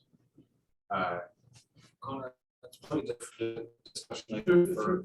through the chair, we're over the curfew, we're at question period. Yeah, it's. Not committee questions, just follow up. Well, We could, Respectfully, if we're discussing something where it, at the minimum is a 300-meter influence area, but people aren't even given notice unless it's under 120 meters, I don't think that should be something that remains. I think more people should be given direct mail notice of major changes to their livelihood. Did you have a question? I do have a question. I can't get a straight answer from calling into the offices. I want to know if the building permit rules are in writing anywhere.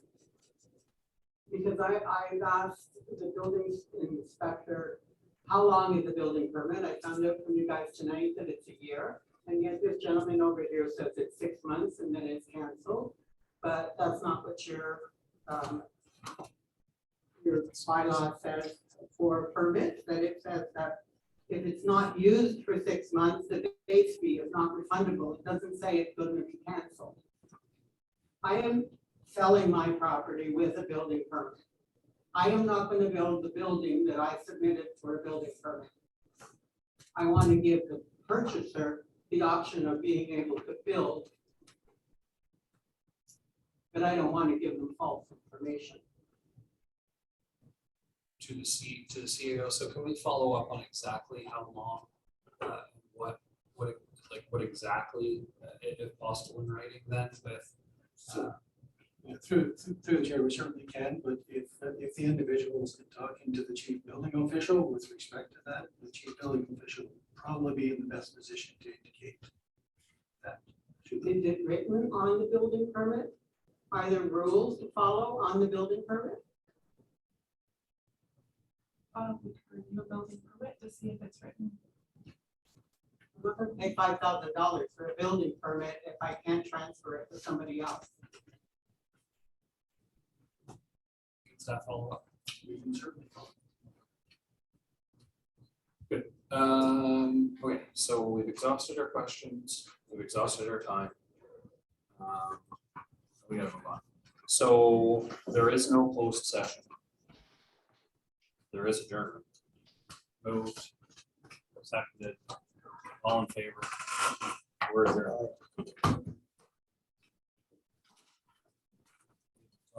So. We knew it was.